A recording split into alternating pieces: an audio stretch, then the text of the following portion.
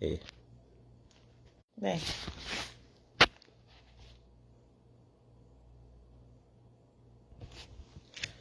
Hello. Good morning. I promised I was going to be here this morning with a very hot interview. Very, very hot interview. I'm interviewing one of the nicest persons in the life of my family. This woman here is very powerful. Her name is Sarah. Sarah, let me just make sure you come into the camera properly. Hi, say hi. Hi. Good. So this is Sarah Amafu, formerly Sarah Sam. Sarah is from Ghana.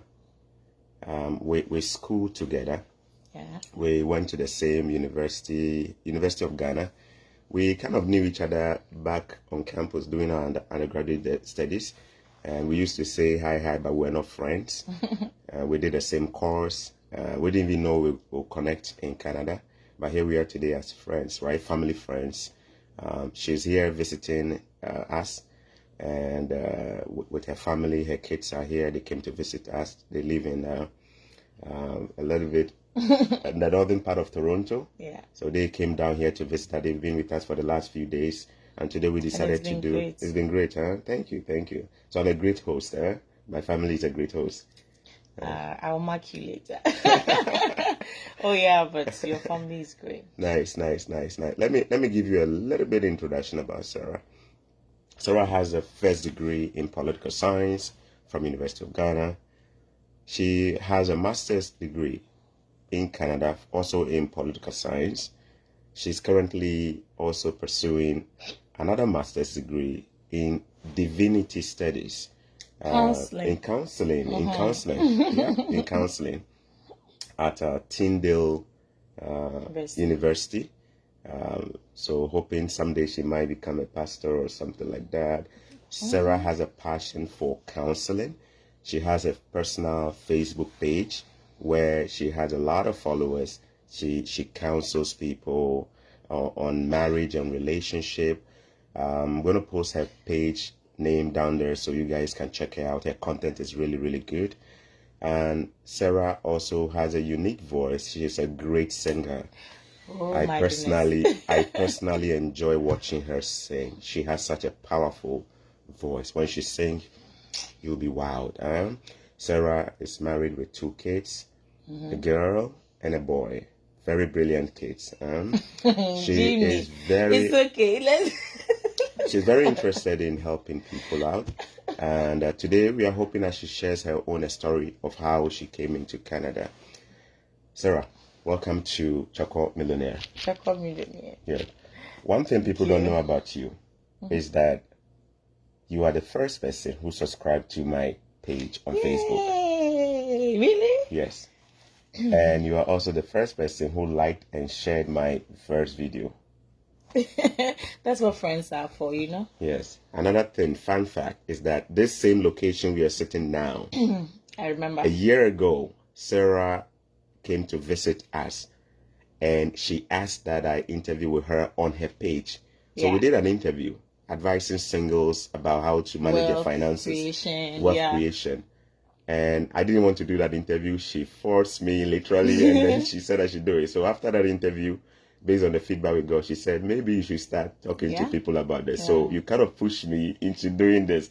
So if you look on my page, you're going to find a video where she interviewed me. I was the one talking and you were the one here. She was the one asking me all the hard questions and I was not, right? So thank you so much, my sister, for accepting to be on Choco Millionaire. This page is all about positive vibes, inspiring the youth, the African youth, to know they can succeed without our corrupt government, without them. And today we want your story to inspire us. So let's talk about you. Growing up in Ghana and going to school all the way to university and studying your first degree in Ghana, did you see yourself someday traveling here, or you were just going through school like everybody did back in Ghana? Well, the interesting thing is that I never thought of traveling. Like back in the university, I think when we got to level 400, And then I heard people talk about, traveling outside, scholarships and all that. I think apparently my sister was into this because she finished it when she finished her first degree, but she did her master's at Legon. Okay. So it was after her master's that she was thinking of her PhD outside. Okay. So I got to know that people could travel and school. And then I met this man. He was telling me how he sponsored a guy to go to school, like helped him get scholarship. So he brought my mind kind of, I'm like, so people can get scholarship and travel. So I think by then I was almost in level 400.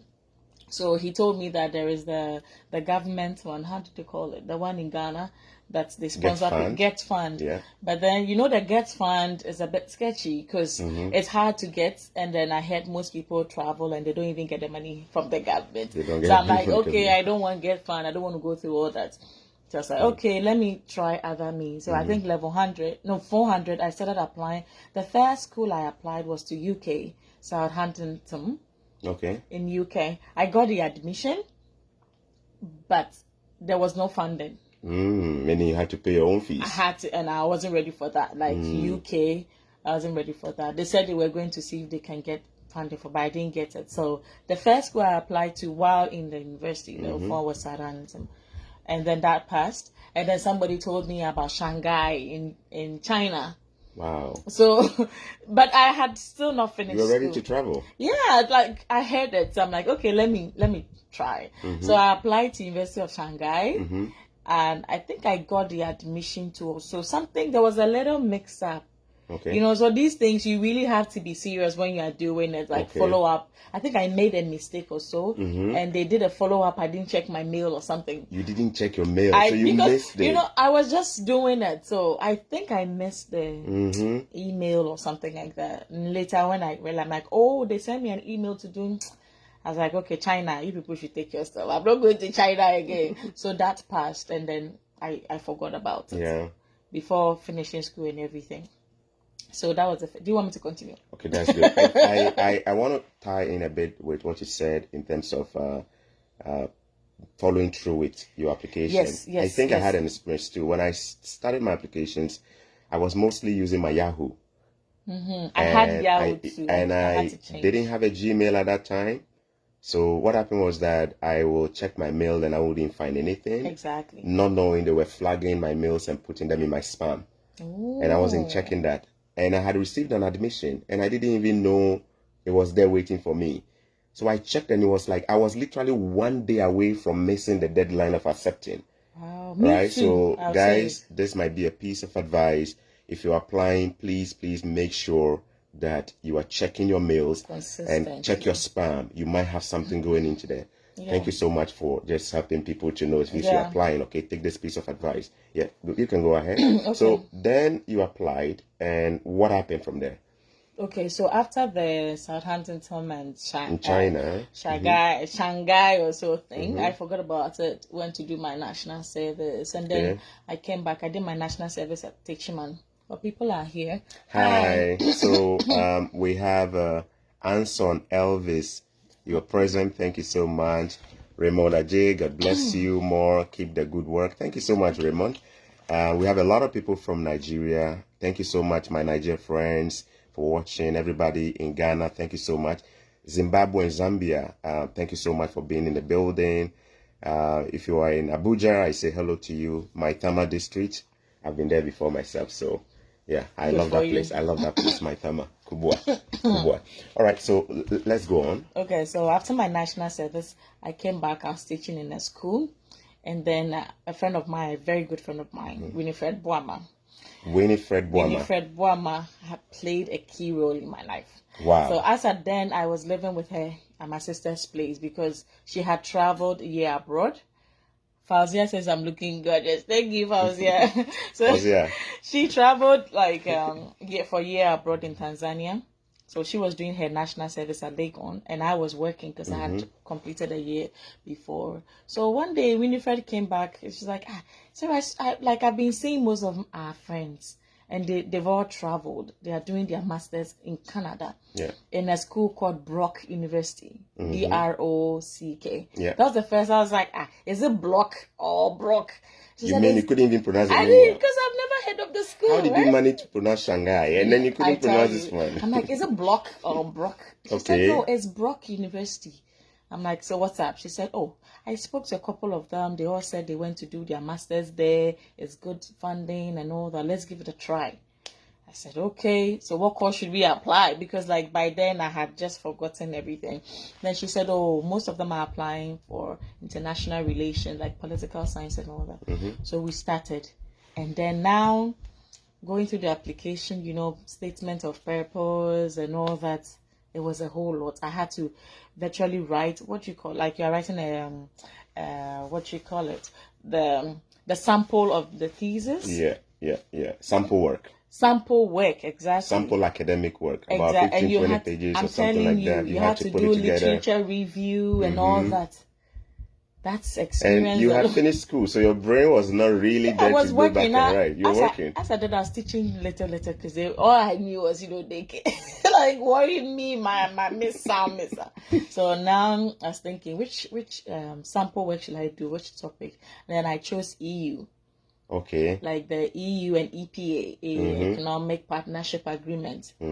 The funny thing is I had not read a lot about it, but I just thought it would be an interesting concept. Topic, okay. So I had to now start doing research on the EU. Just to write something to submit for this school. Yeah, you need to prove yourself. Like you have to prove that you can come here and do the academic work. Mm-hmm. So I started reading on EU. I went back to university, like Legon. I went to speak to some of our lecturers. One thing I want to say is that once you put yourself into something to do it, please go all out.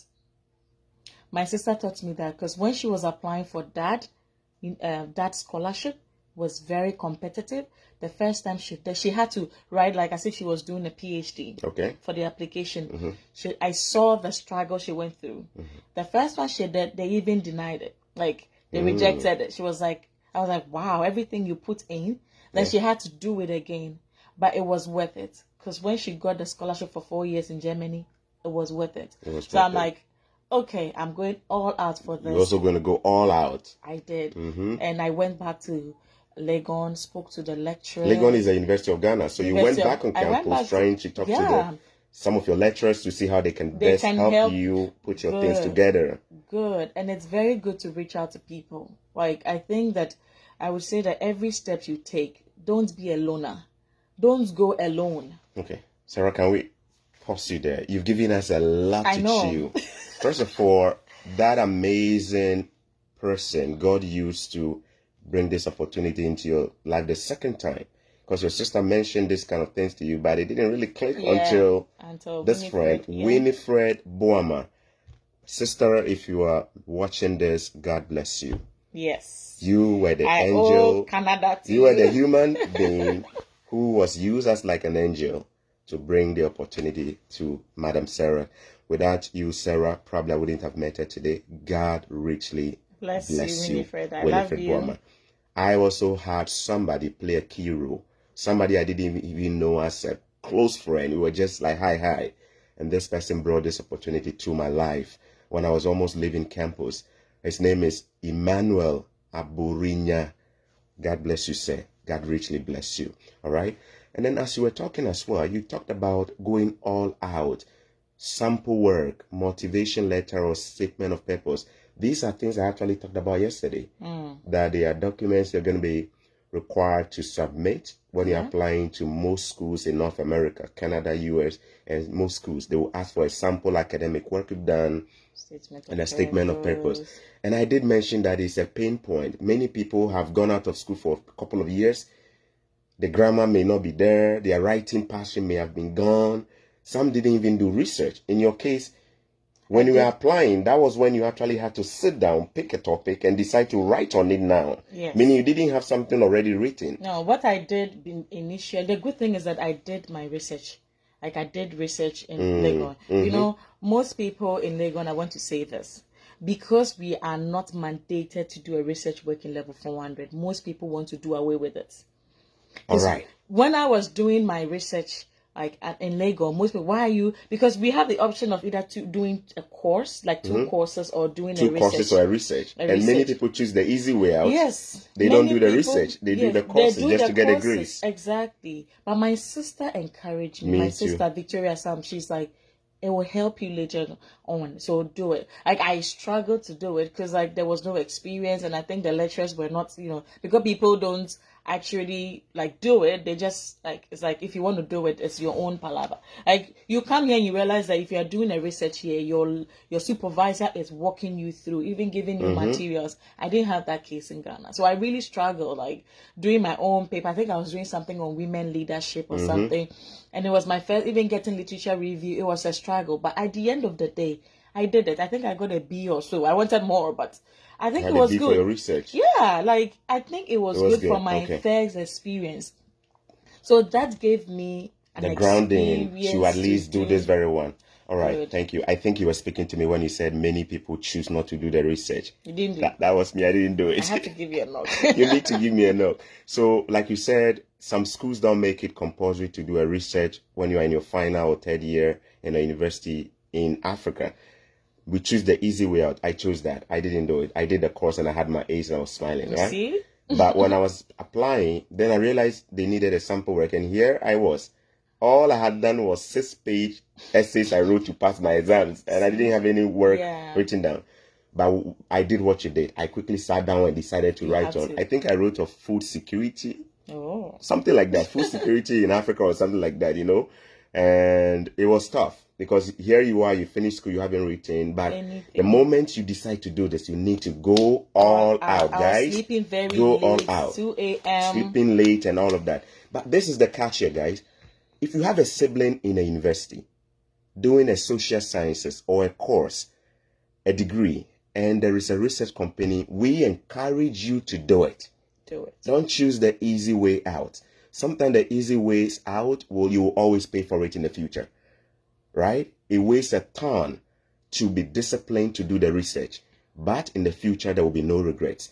So please, if you are in Legon, KNUST, if you get a chance to do research, it's tough, but do it. Hang around with those who do research. Master students who are doing it and learn how to do it. It's going to help you. Else, if you want to travel these things, you have to go through it again by submitting a sample work, okay? Thank you so much for giving us that vibe there. And I know my followers, my future millionaire followers, are going to be running with this. There. Yeah, right? All right, so let's go on. And then you went through the application, you put the documents together on EPA. Like you said, EPA, yes, you wrote on that. I did everything. And you were still doing your national service. I was working, actually. You were working, actually. You finished your national service and you were working as a teacher at this time. Grade 3. I was teaching class 3. Let me know those in Nigeria. National service is the same as National Youth Service. Okay. Ghana, we say national service. In Nigeria, they say National Youth Service. So she's finished a National Youth Service and she was now working as a teacher teaching kids in Ghana. All right? Yes. Go ahead. Okay, so we put in the application. Winifred did hers. I did mine. Your friend applied. You also applied. We all applied. Both of you did. We all the same school. The same school. I think we all got first class. So the first class is very important. Smart lady, first Oh, class. come on. Like, who is smarter than you see? We were trying. So we put in the application. I think after a month or so, Winifred got her letter. It says that, sorry, we didn't continue and all that. I was like, oh. Heartbreaking. The one who brought this to you didn't get it. You see, that's the irony of life. But then, okay, I'll continue. Let me finish. Then I'll say something very important. So Winifred got denied. And then she said, Sarah, they denied me. I said, really? I haven't heard anything yet. Somebody has a question. I think maybe when we finish. Answer Elvis. The questions are scrolling. I don't know if we can go back and read all of them. That's good. Then we're going to read your questions. Yeah, when we finish, then we answer. Anson Elvis will answer your question. Okay? Yeah, so please stay. Don't go. Don't go. We'll answer your question. So after some time. Put your questions down there, guys. Yeah. And Winifred got hers. I wasn't receiving anything. So when you say she got hers, it means the rejection letter that she at least she got a response. A response that she was not admitted. And I was like, okay. I was like, I haven't heard anything. And the funny thing is that my then boyfriend, now my husband, was so sure that I will go. Like, he was so sure that he was a man of faith like that. Oh yeah, he's a man of faith. I know that man. He's a man of faith. I know. He's like, oh, He calls me mommy. Mommy, I think you get it. Okay. And then we had a discussion with our pastor. I told you yesterday, the pastor was like, oh, if you are sure she will get it. The pastor in Ghana? Yes. Pastor Richard is like, if you are sure she will get it, make sure you marry her before you go. Don't. Wow. He said, don't let Sarah go without you marrying her. Why did the pastor give that advice? I don't know. I think he was afraid because he knows me. The way I talk to everybody is like, if you don't marry this you can talk to the Igbo people and then somebody will marry you. By the time she will go to Canada, she might get somebody. But wow. Like, so the I'm pastor, not like that. okay. But I think he wanted safety for his boy. His boy. So he said, okay, look sharp and marry. Yeah, marry. You guys should do something small. So for my friends, today I'm telling you why I got married then. Because most people were like, why are you guys getting married? You're so young. Yeah, you just finished, all those funny stories. But we knew where we were going. Even our parents were like, why are you guys marrying? I give people should take your time. Where are you going? I said, no, she's going to travel. Okay, so we did something small, very little. We were happy because we wanted to marry a long time ago. You were just waiting for the opportunity. And the schooling thing brought the chance. So you decided to? We took advantage. We married. Okay, then I got married. After some time, then I received a letter that there was a lot of competition and all that. So I had to be put on wait list. And I think I got the competition because of you guys, because I had applied with you. I applied in 2013. So you applied and a couple of our friends. Yeah. And I think your first class was very strong. Like I heard you talk about it. Yeah. I think I got about 3.8 something. That was really strong. I don't know where you guys were, but people get 3.99, 3.8. There was a guy, I saw his transcript. Yeah? He's currently in Alberta, Canada.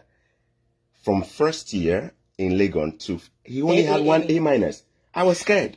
When I saw it, I was really scared. I'm like, wow, sometimes you think you're really smart. Oh, yeah, but you realize this guy did economics. I'm hoping to bring him on this. He knows, I won't mention his name. But I saw his transcript once. I think that was when we were all applying for our visa, right? And we met, and then I got really scared. I'm like, wow. Sometimes you think you're really smart. Some people, yeah? He only had one A-. Everything was A. I'm like, did he really sleep on campus? You'll be amazed. Such people, you see them playing and running around. Yeah, they are the ones on campus. They don't have friends, and they look quiet and unassuming. So it was tough. The school had you. They sent you a letter, but they said you are going to be on waiting list. Meaning we may want to consider you, but for now, no. If you want to stay on the list, we'll keep you on standby. On standby. Standby like NEPA generator.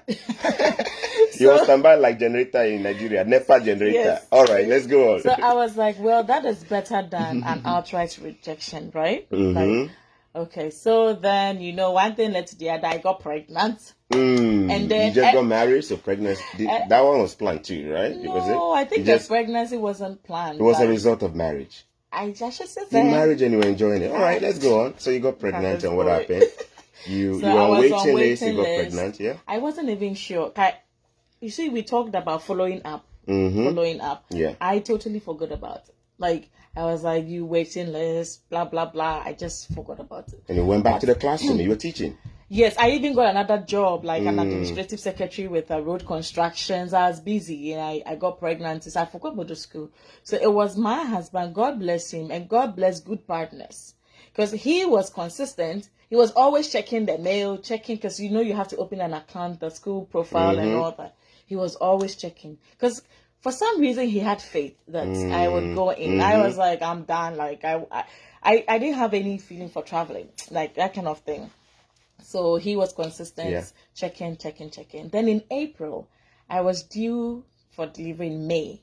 In April, I got Charles Burton, one of the professors. And I was talking to you guys about Charles Burton is the former ambassador of Canada to China. Yes. And he was at this time a professor in this university. In the university. Yeah. I said something about whenever you're doing something, don't become a loner.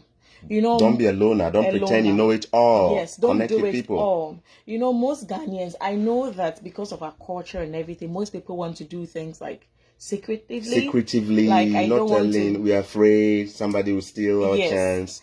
But then trust somebody, like look out for somebody who can help you. You can help you. Because number one, I got my lecturers to help me with writing your sample work. My sample work. And then I got in touch with Charles Burton when I was going to apply. You contacted him. You emailed him. I did. Okay. Before I was even Before you even applied, we call that building rapport with the professors. You can email them trying to, become friends. Exactly. Academic friends, you know what I mean? That they will like you. Most of them are open. So I tried. Like I think I applied. I contacted about 3 lecturers.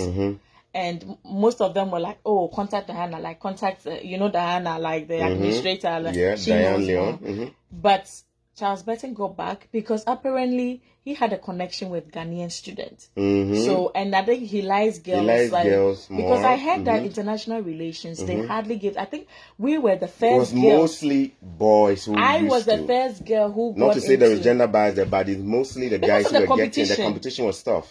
Okay. So I think I was the first girl who got international relations. Then, because Charles Burton told me, he was like, it's been boys, boys, boys. So now they are considering. You broke it. You broke that cycle. Huh? So he was like interested that I was interested in international. So he got back to me and I said, can you help me with my sample work? And then he said, okay, when you finish, give it to me to read it. Charles Burton? I tell you. Was ready to read He read it. Work? He read through my work. So I sent it to him before I applied. Some people will be scared to even do that. You see, so don't be afraid to Don't be afraid to ask for help. Don't be afraid. Give it a try.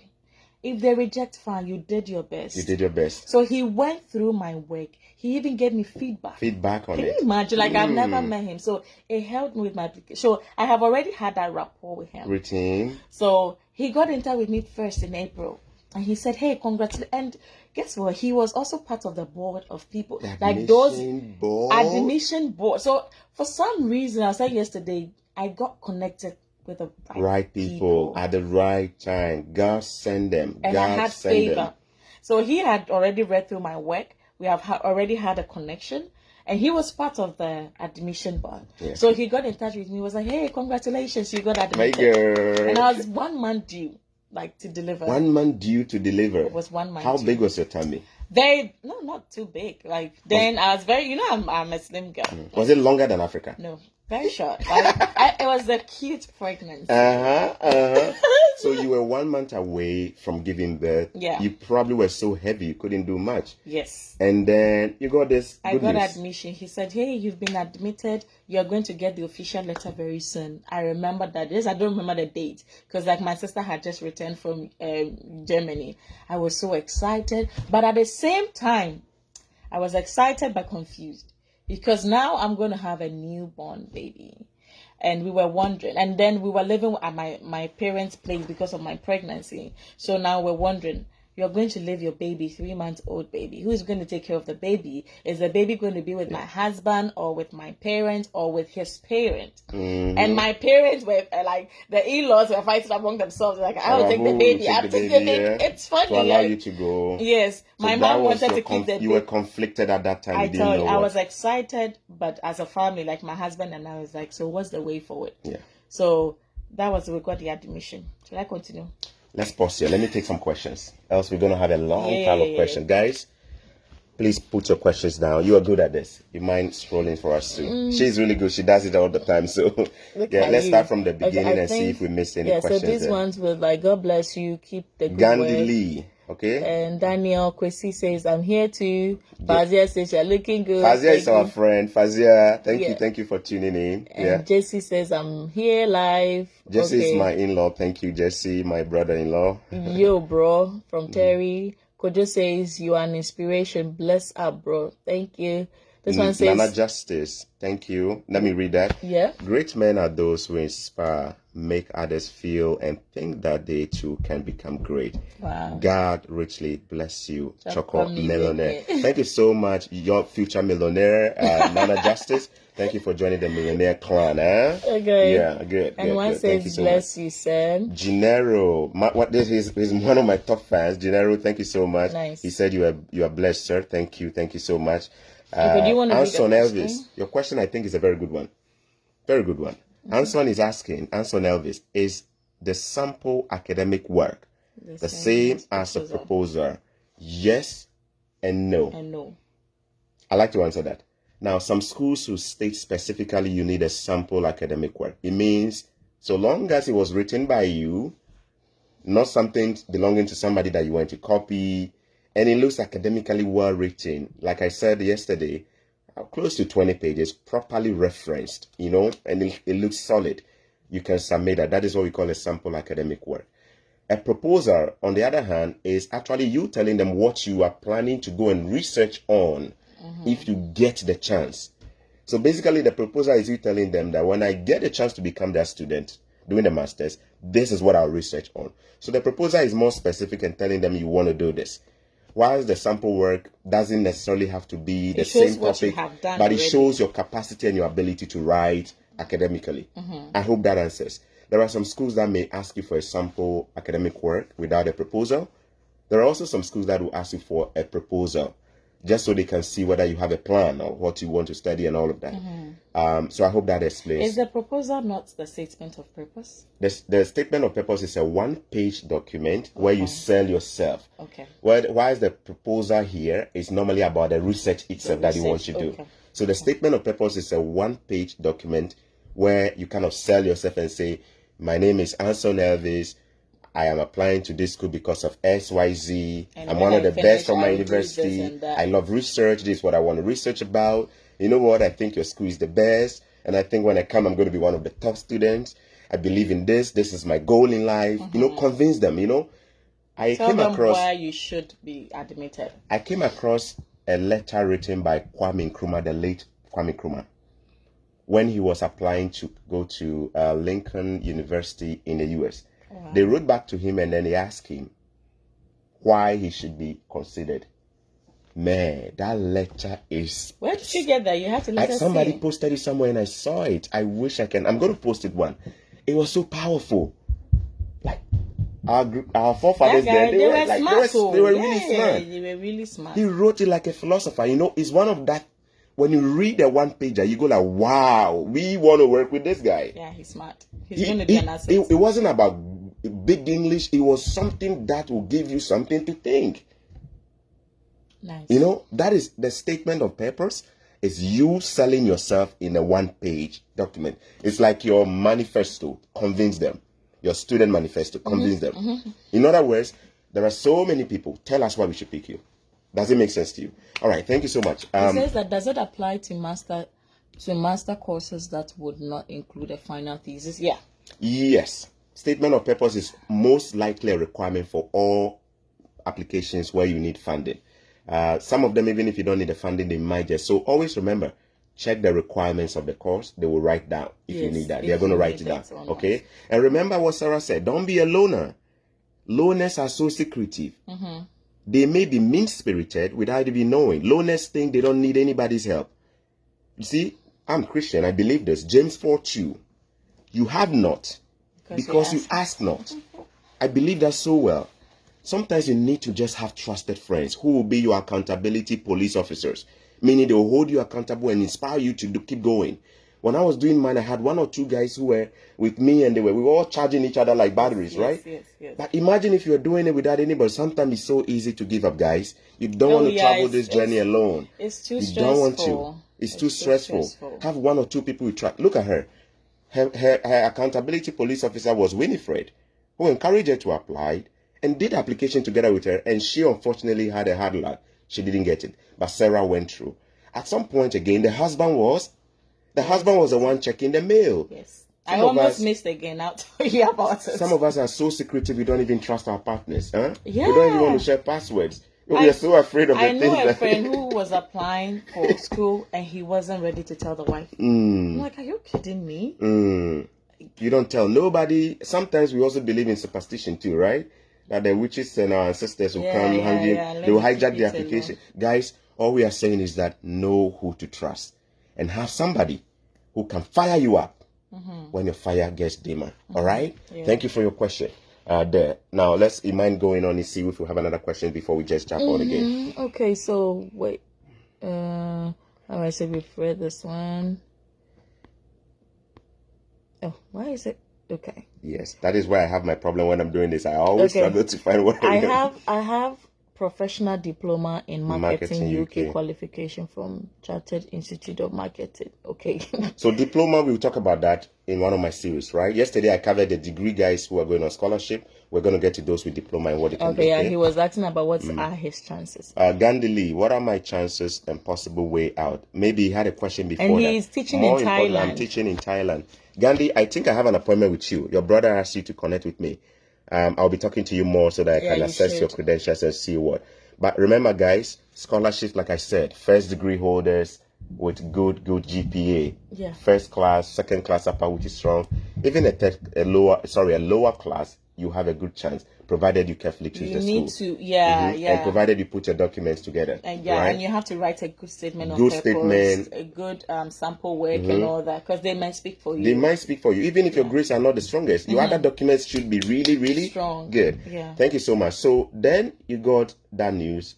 Here you are 1 month away, giving birth. You were thinking about, what do I do? Should I leave my baby with my parents or my husband's parents and go to Canada? And then what next? What happened? Okay. Before I go By the way, you told Winifred about this. How did she feel? Was she disappointed? Was she jealous of you? Or she was giving you hugs and saying, my sister, go for it? Was she a good sister who was just there and celebrating with you? You need good friends, Jimmy. The Bible makes us understand that it gets to a point, the love of many will grow cold. That's deep. The love of many will grow cold. You have to be very selective with your friends. See, Winifred, when she got 9, she was praying for me to get. You see, we fight, myself and Winifred, when we were living with my sisters. At the point, I was like, are you okay? Like, you guys are best friends, but you always fight. We fight, we do everything. But then you need somebody who is really interested in your progress. Somebody who, like my husband would always say that he wanted to be with me because of the way I celebrate success. You celebrate success, yours and other people's success. Yes, the little thing. I'm like, this goes for, like, I'm genuinely happy for people. And that is how Winifred was. Me too. So happy when somebody succeeds. Yes, like she was so happy for me when she was like, wow, Sarah, like, I'm so happy for you. It's like when I came here, she was always calling me. And I tell you, you might think that she's going to get like sad or jealous, like the typical man, you know. She's like, no, God has a purpose for her. As I'm talking to you now, she has her own business in Ghana. Wow. She's killing it. I'm telling you, she's a big shot. She's a big shot. She's married. By God's grace, she got a lovely husband. Then I was married. She wasn't even having a boyfriend. Like, I'm telling you the disparity. Yeah. But this, because somebody will say, why is she my friend? We completed Legon together. She told you about it. Yes, you got married. You have a baby. I don't even have a boyfriend. Now you are even traveling. Somebody may get jealous. But Winifred, no, she has been happy with me till now. And I tell you, because of her good heart and who she is, she's hardworking and all that. She's a big shot now. She's running her own company, and she and her husband, they are doing fantastic. Amen. So you need a friend like that. If you have a friend who doesn't celebrate your success, be careful. Please be careful. I don't hang around with people like that, guys. They will pull you down. They are not happy when you are happy. No, they don't. They behave like crabs in buckets. They don't want others to. Yes, go up. If you're going up, they'll bring you down. If they are, be careful of such people. They are happy, but when you get up there, they are not happy. Yeah, so I like hanging around with people who are happy for my success, and I hope you network with the right people. Thank you so much. Okay. Yeah. So let's go on. Okay. Yeah. So now the confusion. So then, how did you handle that? Baby admission. You were a brand new mother. No, I'm not even giving birth. You are not giving birth. You were just 1 month away. Yeah. And so what happened? So I started researching on how, because Charles Burton told me that I had to start like doing the student permit, visa application and everything. So I went to the website, did a lot of reading, even though I was due. You went there, you did a lot of reading. A lot of reading, because you know what? Nobody was there to share. You know one thing about Canada, everything is online. They don't announce it. They don't say anything. They don't announce anything. It's online. You need to research it yourself. So I was researching, reading. Then, interestingly, I saw that when you're applying for a student's visa to Canada, you can apply for your spouse. Wow. And you found out yourself. I found out myself. Like, I read it and through I saw reading.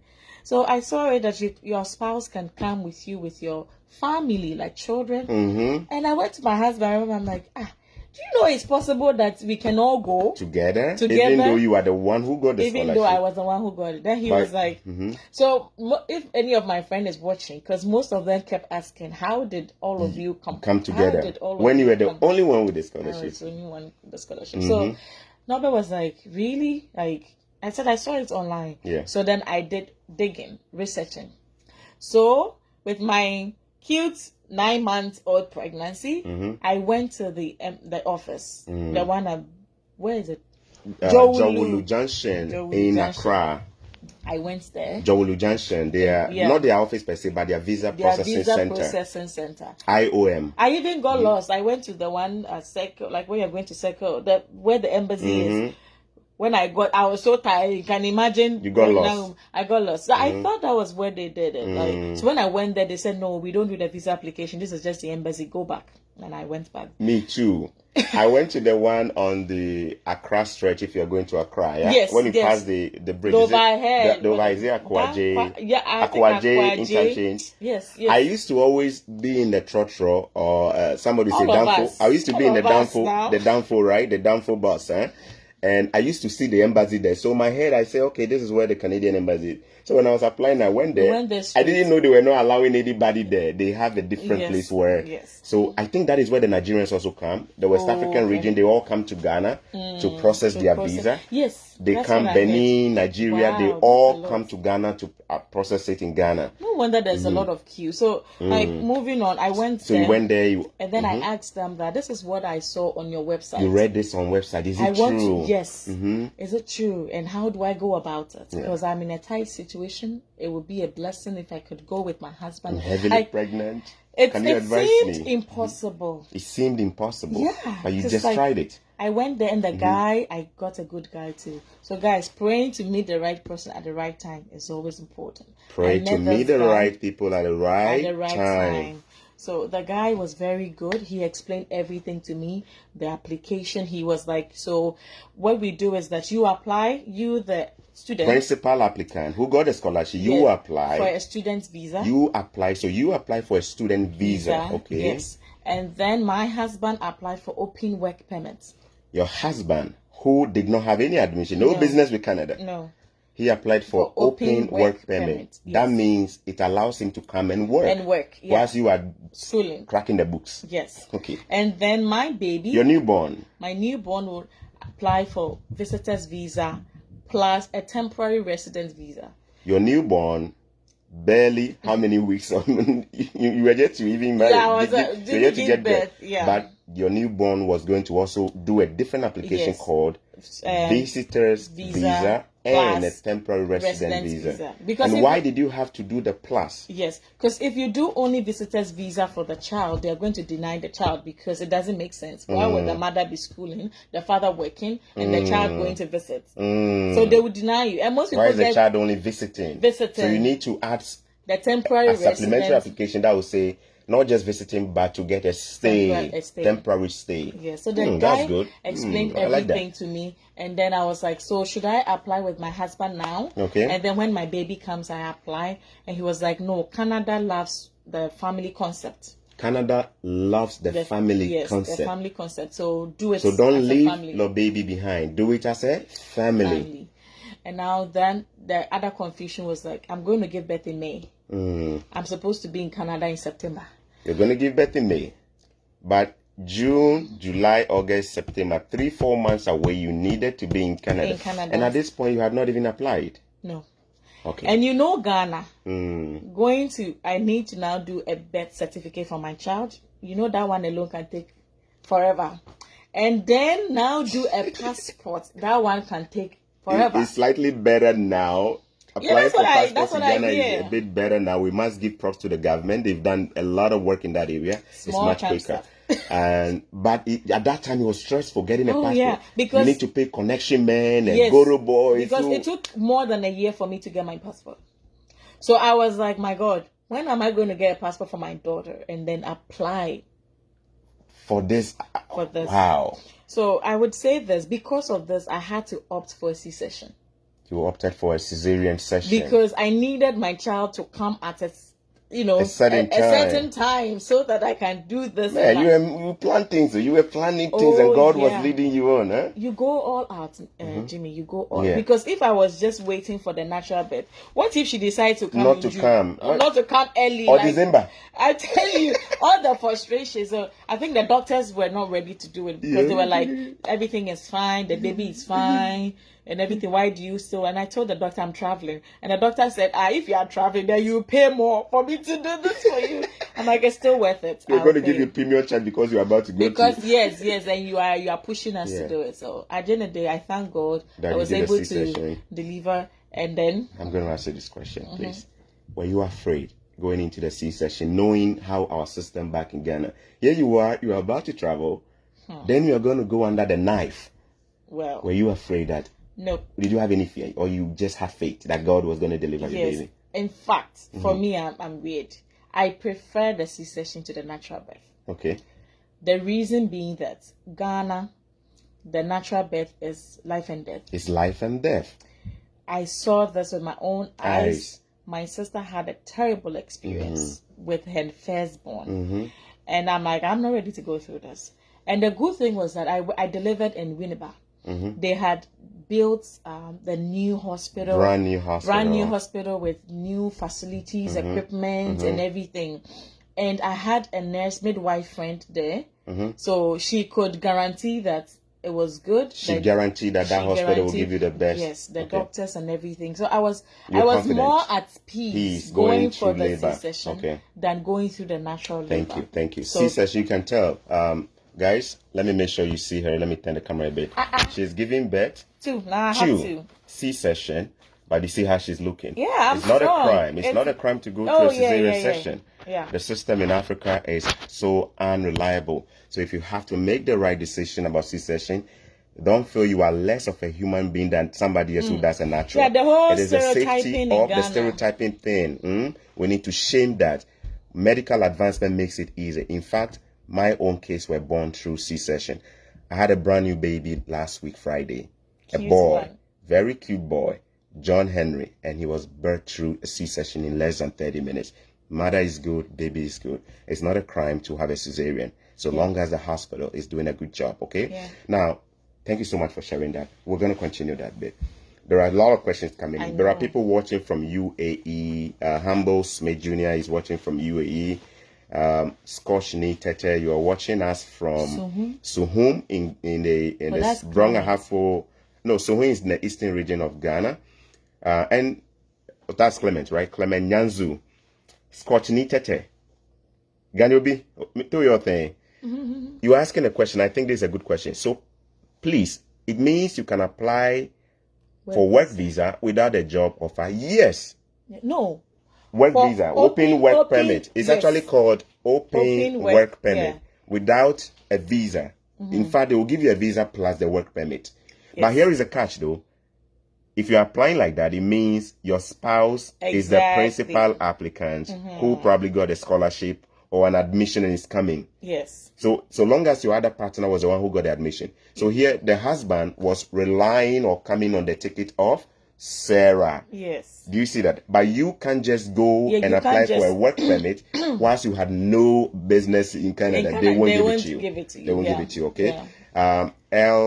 El Davich is watching from Norway. Thank you so much. Where are my Niger folks? If you're watching, let us know. If you are from Maitama, Abuja, Kubwa, let us know. Somebody's watching. If you are from Lagos, Ikeja, Ibadan, I've been in those places. If you're from any, let us know if you're watching us from Nigeria as well. Yeah. About the passport thing and the stress. You want to know about mine? When I applied for mine, I think I had faith. I was about to travel to Nigeria for a business conference.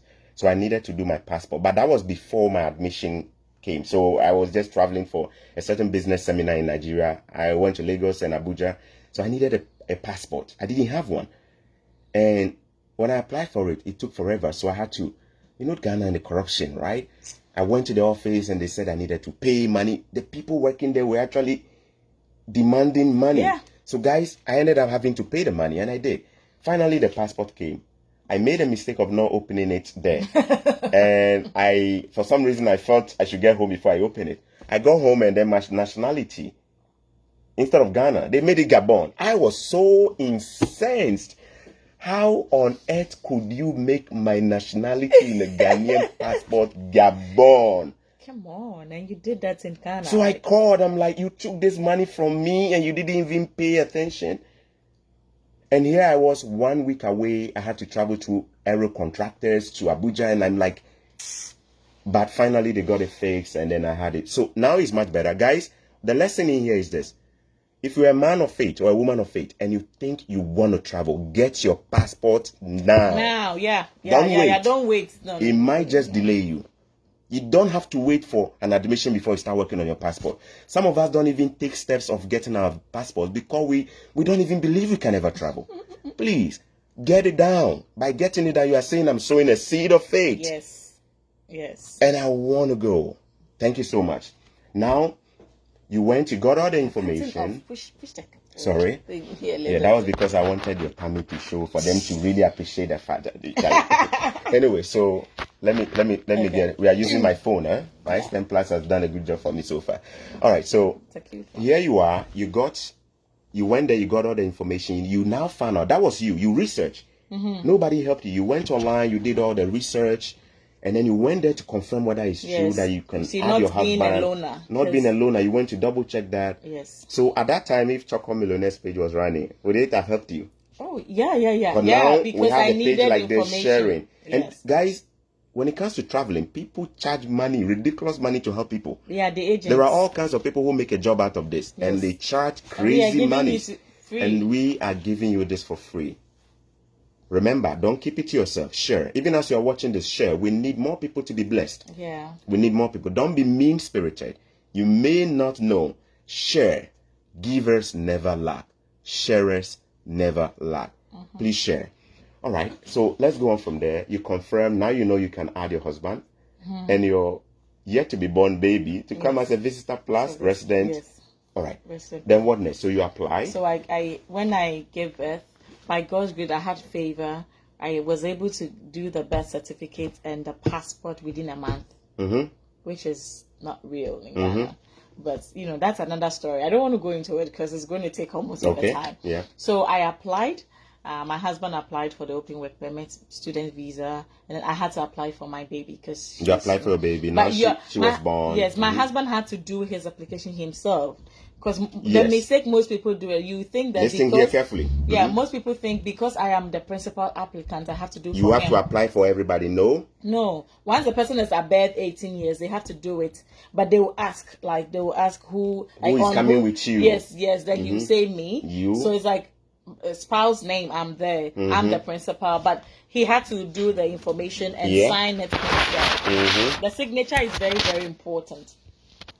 Yeah, it's okay. Yeah, the signature, his signature is very important because if I put my signature on, then it means it's my application, which becomes fraud. Yes, so he did it, but we put everything together. Okay. Because like my application was on top, and then his, and then my child. Okay. So when we got there, we had to all go in person. Yeah. And then I think we made a slight mistake with my daughters, so we got to meet the right person at the right time that day. Again. We met this woman who who everybody claimed she was mean, and all that. But at the center where you were submitting your document, people said she was mean. She was mean, and this lady. So when I got there, I'm like, oh God! And this prayer I pray all the time when I need to do something. You pray this. God, can you let us know the prayer so we can also pray? Oh yeah, it's like I always say, as I'm going to do this, help me meet the right person at the right time. You speak into it. Yes, give me your representative. All right. Because I tell you, if you meet the wrong person, angel.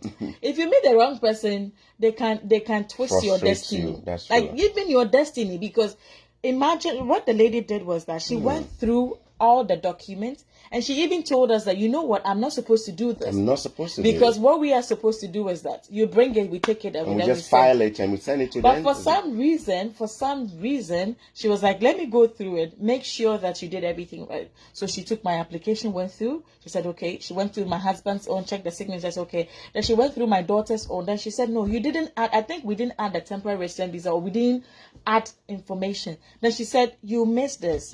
So go and do it. Wow, that could have changed the whole thing. Yeah, it would have been an outright rejection.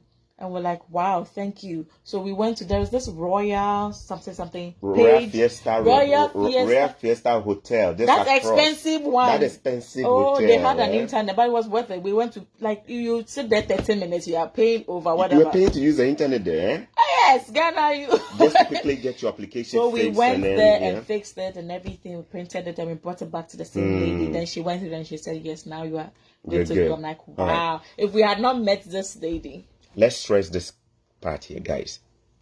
If you are the principal applicant, meaning you are the one who got the admission or the school, and you want your family members, your nuclear family, your husband or your wife and your children to come, even though you are the principal, do not apply for them on behalf of them. Yes, they have. They must do their own application and sign it, and then on it they will select that they are coming on your ticket. Yes. If you do it for them, there is a good chance it might be flagged. Yes. Because you are doing it on behalf of fraud, right? So remember what she said as well. Connecting and talking to the right people. Look, I can't remember how many times I went through my document, but I remember over and over, I kept going over it. Because when you miss one thing, it can change the whole application, if right? If it's a yes and you say no, that's it. It changes everything. And I think when I got there too, I met a gentleman, I forgot his name, who looked a bit moody, but it turned out he was really, really nice. He went through mine and he said, I shouldn't have added this. Wow. And I didn't, I wasn't an argumentative guy at all. So I said, thank you, sir. God bless you. And right there, he took it out. And then, so things happen, guys. Be open, be nice, be nice. It doesn't cost anything to be nice. Some of the people that you meet may just be humans, but they are angels sent your way. Hebrews 13:2. It says, continue being nice to people. For being so nice, some have met angels unawares. Some have met angels unawares. My prayer for you is that you will not be mean-spirited. My prayer for you is that you will not feel that you are smarter than everybody else. My prayer for you is that you will learn to ask for help if you need one. God bless you. So therefore, you applied. And you submitted your documents. And then a friend who was helping me. A friend was helping you as well. You had a lot of friends helping you. Yes. He was already in Canada. And his wife has already joined him. The wife had already joined this guy. So he was checking up with you in Ghana. The other option is that you don't necessarily have to go through what I did, like bringing everybody at the same time. What most people do is that they come here. I think Ginny went through the same procedure. You come here. The principal applicant comes first, and then later on the spouse applies. It helps the spouse to apply, and the spouse comes through. That was what I did. I came first, and then I wasn't even married. So when I decided to marry, then I went back to Ghana, got married, and then I applied for my wife. And then it wasn't easy. They rejected it many times, but I never stopped. Keep doing. I'm the type that if you're fighting with me, the more you punch, the more I come back. They refused the next day I put it in. And I'm pretty sure they saw it also and said, oh my God, this guy is like the widow in Luke 18 who never stops coming. I'll give it to him. And then we finally got it. So you see, even your rejection, please have an attitude for it. Your attitude should be one that says, this is not an end. It's just saying this is not the right time, but you're going to go back again. And I kept going back and we kept going back until my wife got it. All right. So thank you so much for sharing that. So this guy contacted you from here and said that. And he was, how far are things going? And I said, we just did application and everything. He was like, oh, okay. So I hope the bank statement was good and all that. And I said, bank statement. He said, yes, you're supposed to have the bank statement for yourself, for your. You mean you didn't add a bank statement? Like, seriously? I didn't add a... Guys, don't be like me. I didn't know. Guys, this is big. Listen, even when you get a scholarship, you still need to provide a bank statement. Either in your name or maybe a relative's name. Just showing that you'll be able to take care of yourself. Aside from the scholarship, you still have some money that can help you live. On the website of the Canadian Embassy or the IRCC, they stipulate at least $10,000 per person for living expenses. So you need to prove that you have that kind of money in your account to beyond the scholarship to be able to live here. You mean you did not So we've been through that is $30,000. We needed about $30,000 in their account. In living expense estimation, and you didn't do that. I didn't add a It was only the scholarship. You mean the scholarship that was meant for your fees? That same scholarship was what was going to take care of you, your husband, and your newborn. You missed it. And after you submitted it, this guy drew your attention. I'm supposed to add a bank statement. How did you feel when he asked you that? I was so... Were you gutted? Were you like... Yes, I was like, oh my God, I missed it. Like, this is an outright rejection. It's like, because like, it's funny, I had a friend, later on, I had a friend who has been rejected like 2 times because they said the bank statement amount is not enough. Okay. So the bank statement balance wasn't enough. He has been rejected. Even after submitted, I didn't even submit any bank statement. So I was very down. And then my little sister came and she was like, this is unlike you. Like, Sarah, you are always the happy type. You are the one who is sad. Encouraging people. Why are you letting you have a toll get into you? Then I'm like, you know what? You are right. Because I'm the type, those who know me, I always say, it's only the will of God that will be established in my life. Amen. That's a declaration I always say in my life. If it's not the will of God, it's not going to happen.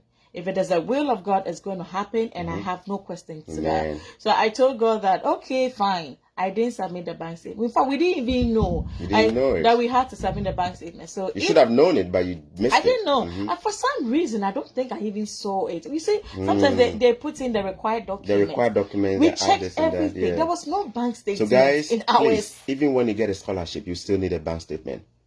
Yeah. You need it. Be careful. When I was doing mine, I got tempted. I wasn't getting a bank statement. Nobody. You know, in Ghana, people are secretive with their accounts. In Africa, and rich people know the disclosed account too.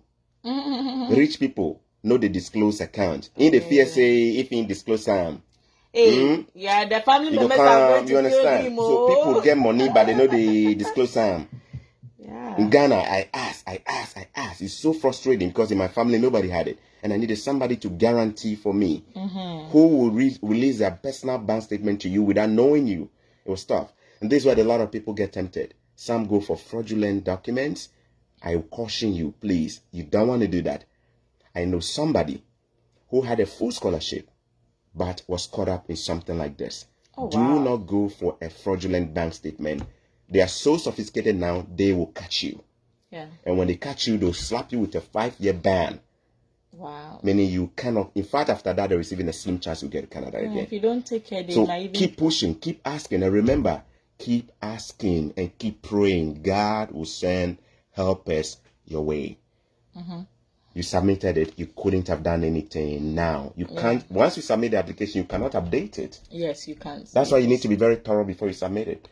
So you waited, you prayed about it. Yeah, and then I forgot about it. I'm like, if you we forgot about it since you couldn't do anything, you left the rest to God. Yeah, I'm like, if we get it, fine. If we don't get it, fine, we move on, right?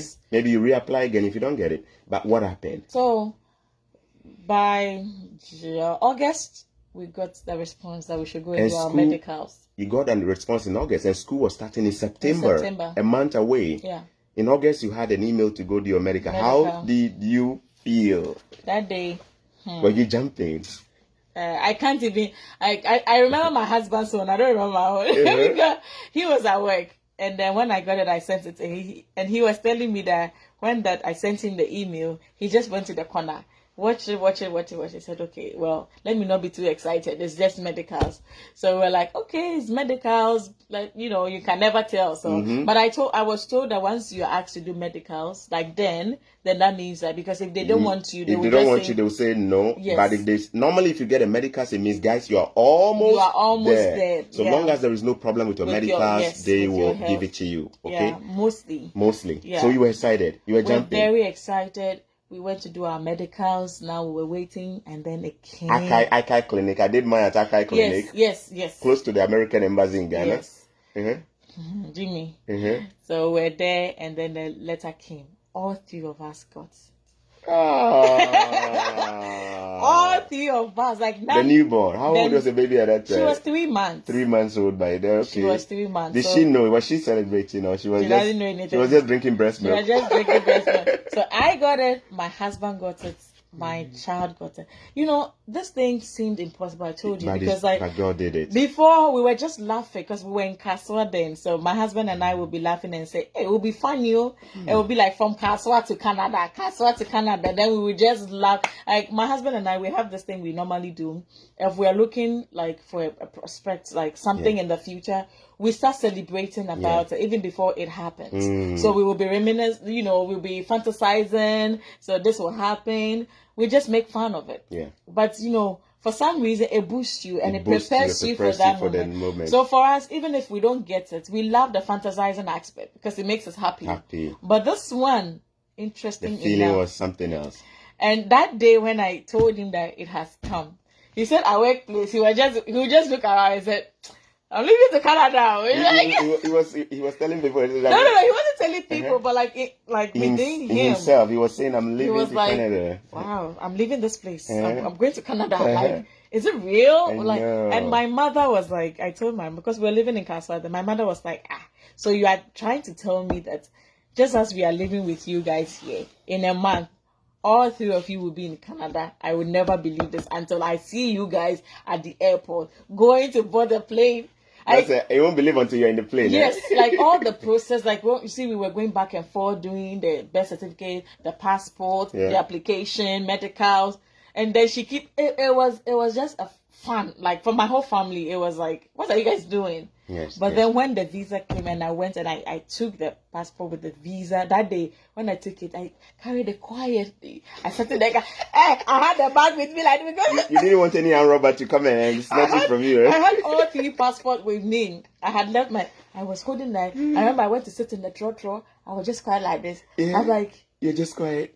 God, just take this car slowly. Trotro driver, don't fool. I'm going to Canada. This part of the experience is something else. Can I share mine quickly?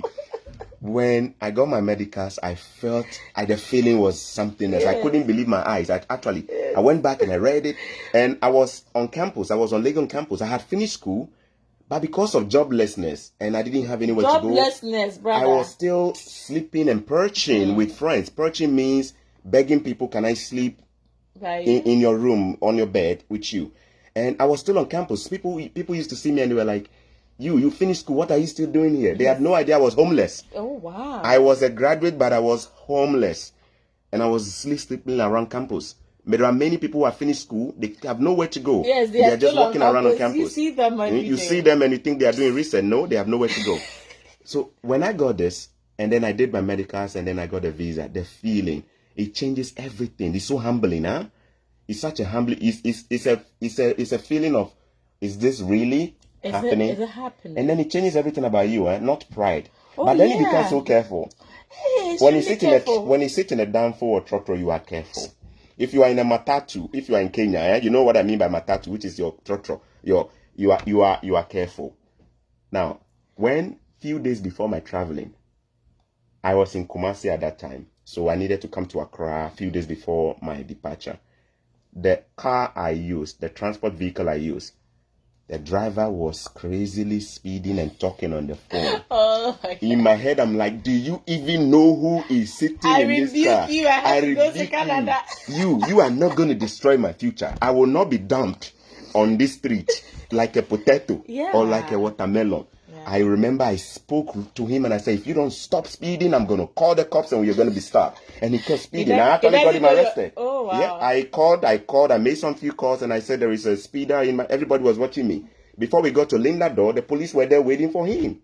Wow. And now this gentleman was pleading. I said, in my head, I said, you sabi who they use your car. Me, I did travel in 3 days. You won't go kill me. You won't go kill me. See. And then you become so careful. Even I was also sleeping, I think, in a hotel or something.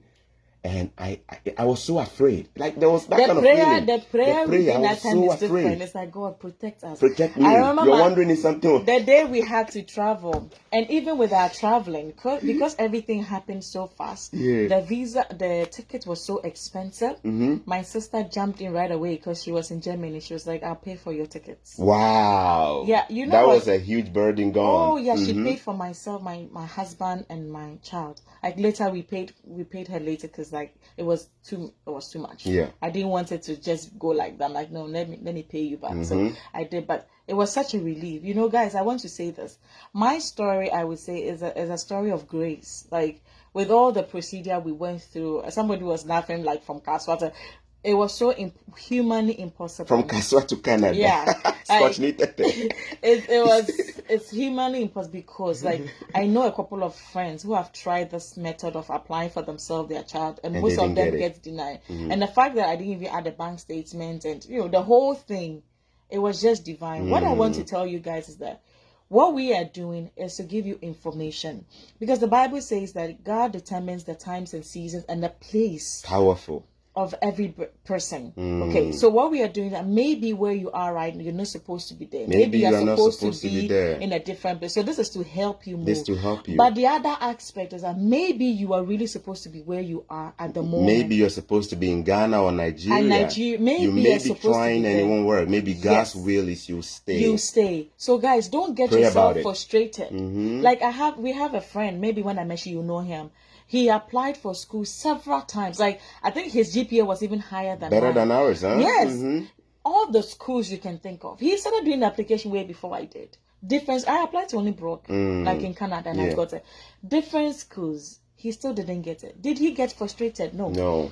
Because of that, he applied for different schools in Ghana, did his master. As I'm talking to you right now, he has a very big position in PricewaterhouseCoopers. PricewaterhouseCoopers, PwC. That's a big company. Big company. He's doing extremely well. What I'm trying to say is that find your location. Ask God's will to be done. Do what you can. Because if you just fold your arms and sit and say, let God's will be done, how would you even know God's will? Right? So put in the procedure, put in an effort. Like with mine like that, I told you that I stopped checking on it. But my husband was like, let's keep doing it. They sent me an email to accept something. Because I wasn't checking. I didn't do it. So my husband he took it upon himself every day to be checking. So one evening, I think midnight, he was like, hey, mommy, they have sent you this. You have to accept it. The deadline is tomorrow or so. I was like, really? If I had not accepted this, maybe we wouldn't have gone through, because they might think I don't want it. They might think you don't want it. So the deadline, always remember, checking your mails. Look, you need to, your spam. I recommend you even have a Gmail account. Gmail is preferable. Yahoo, for some reason, I'm not downplaying Yahoo or making them unpopular. For some reason, my good mails were always in the spam. Yeah. Gmail for me, it worked for me. I don't know which one worked for you, but make sure you are properly set up before you apply. Yeah. And take the advice. Sarah says something which is powerful. God determines the place of a human being at every time. If it is his will that you travel, you will travel. Once you put in the effort. Once you put in the effort, the hard work is Once you put in the effort. If it is also his will that you don't travel, you can try. He will frustrate you. It won't happen. Yes. And I think this is where a lot of people get me wrong. Yeah. People think that I'm just telling everybody to leave Africa. No. I'm saying that there are some people who may be given a vision and a dream by God in location A, say Ghana, or Nigeria or Zimbabwe. But to achieve that dream, maybe you are not meant to be in Ghana. You are supposed to be in a different country. So if that is your portion, please move. Yes. That is all I've been saying. I'm not saying that everybody should leave. I don't think it's possible. Yeah. We still need people in Africa. But if it is your portion that you must travel to get better and come back to Africa and develop, which is what I believe I'm going to do. Guys, all of us, Jimmy. I won't even be talking to Ghanaians if I don't believe in Ghana. Yeah. You see that? Yeah. I will be talking to Canadians, right? But here we are because we really care about Ghana. In fact, I believe I am meant to come back and influence Ghana in a big way. And the thing is that if you had not traveled, you would probably not have that tenacity to go back and empower people. I won't. You see, some people will say, oh, Pan-Africa, don't travel. But I tell you that maybe if I had not traveled to come and do my master's, and now even doing my master's in counseling, I might not be doing what you are doing now, which is your counseling thing, right? If Nkrumah had not traveled to do his master's, he would not have maybe gotten the experience to come and do. He met all the big people when he traveled. So the connection, the socialization is very important. So as we're saying, do what you can and leave the rest. Because the Bible says that men can do everything they want, but God has the final say. God has the final say. So let God have the final say in your life. If you keep doing and it's not, don't give up. Because I have a friend, she has been rejected like 4 times. She said, I will keep doing it until gonna go because she has had prophecy that she's supposed to travel. She's got prophecy that she needs to travel. So she's like, I'm not giving up on that. That's different. But maybe in your case, pray about it. Yes, don't get frustrated and say, why am I not traveling? And then now you want to go and do silly connections. Some people get frustrated, and that's where they do the connections, right? And get they get duped, and then it changes everything. It's not worth Pray, it. guys. I'm a man of faith. She is. Prayer determines a lot of what happens. I don't know if you are spiritual or not. If you are not, that is fine. That's up to you. But if you do believe in God, pray. He knows where he wants you to be. Yeah. And I really, really encourage you to do this. Please pray. And remember, he knows where he wants you to be. You give an example of people who traveled and they had to come back and help. Without the travel, they couldn't have come back to help. Can I give this example? There is a wealthy man in Ghana called Kennedy Ejapong, who is in politics. I guess he's so generous. He's so generous. Guys, he had to travel to go and hustle in US, Germany, places. Wow. And then he came back to build his empire in Ghana. Guys, without him traveling, will he be doing these things in Ghana today? So it is not a crime. Remember, it's not a crime to travel. Remember what I said. Maybe you are the Joseph in the Bible. You needed to have your dream in your original land, but God will push you out. God pushed Joseph out in order for him to become the prime minister of Egypt. To help his people. Exactly. Without God pushing Joseph. So Joseph thought his people didn't like him when he had to be moved. Man is not a tree, says Dr. K.N. Jacob. I love that man. And I said that you are not a tree. Please remember, make that decision. There have been some really good questions coming there from experience. You mind if we just read some? One of them, I think I caught it. The guy said he was asked to pay 17,000 euros or something for just a visa by somebody. Wow. And guys, there are so many agencies that will charge you money for this information, which is free. Thank God today we have a page like this that is sharing. That is why you will do yourself a lot of disservice if you don't share. Remember, if nobody shared my page, you wouldn't have found me. Share. It doesn't mean when you share the visa will finish. There is a lot of paper to print more visa. Share. Canada wants to bring 600,000 people every year. For just school alone. Share. Don't think you alone when we come Canada. Please share and share and share. And let's help people. Somebody today is getting duped thousands of dollars through connection just because he doesn't have the information. When you share, you are a point of a blessing. There is a question. I don't know if you saw it. Okay, let's go through it. So guys, somebody post your said, questions. Once again, I'm a security in UAE. What's that? UAE? Yeah, United Arab Emirates, which is Dubai. Yeah. With my Dubai. certificate. With my certificate, please. How can I make it to Canada? How does it work here? Stay tuned. I'm going to talk about that. I did say I'm going to talk about a lot of things, so just make sure you catch up with my page when I'm going live. Okay? This on a different topic. We're going to talk about how you can come if you don't have a degree or this. We'll talk about that. Okay. Good work, bro. Continue the good work. And God will bless you and your family. Okay. Amen. Amen. And somebody says you're a wonderful person. Thank you. Okay, it's way better now. Means you can apply work visa. Okay, we are Humble Smith Jr. Okay. And somebody says I'm beautiful. Okay. Thank you. Somebody says congrats to your newborn babe. Oh, thank you. His name is John Henry. Thank you. Somebody's watching from Upper West. My daughter is on YouTube, guys. She's also on Facebook. She's only 21 months old. Her name on YouTube and Facebook is Diaries of Baby Joanna. Diaries of Baby Joanna. Check it out. You will get some good content there. Diaries of Baby Joanna. YouTube and Facebook. All right? Clemens Nyanzu. Being a university graduate in Ghana is a curse, so Charlie. Your people should try and help us with the fairer ways to get moved outside, please. You know what? That's exactly what we are doing, and we hope this provides you with some value, okay? Yeah. Humble Smith again. Bro, I'm from Ghana, Greater Accra. Shiabu. That place, I know I'm well, close to Shea Choco there. Okay. Please, I'm a security, okay? Oh, but that's what we read that already. Yeah. Being okay. Choco is near Shaibu, and yes, you are the right person to help her. Thank you. I'm helping now. Somebody is saying, guys, share so we can help us. That's true. Okay, keep sharing now. Let's have a lot of people come online. There are so many negative things on social media. We need this out. Okay. Yeah. I was asked to pay a whooping. Mention his name if you can mention his name. Is it Katapu Enam Theobald. Bald, okay. Enam, that's another name. Katapu Enam Theobald said, I was asked to pay a whooping $17,000 by one Ghanaian that claimed he resides in Quebec which is in Canada, for a Canadian visa. An amount that will make life... That would take years to come up with. Thank God you haven't paid that. Anybody who charges you money for this information, please be suspicious. I'm not saying there are no agencies, there are. But I never paid anybody to come to Canada. And I promise you, if you stay tuned to this channel, there is a good chance you'll get everything you need. We won't charge you a fee.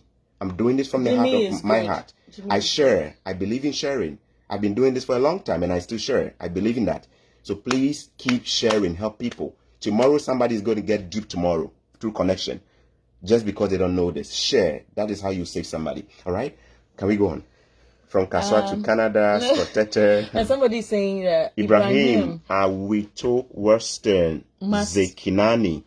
Must the bank statement be yours? Must the account be yours? Or could it be a relative's? It could be a relative's. It just has to be a good bank statement. Yes. Remember, we said estimated $10,000 for a living expense per person. So if it's just you, you need minimum $10,000 if you are getting scholarship.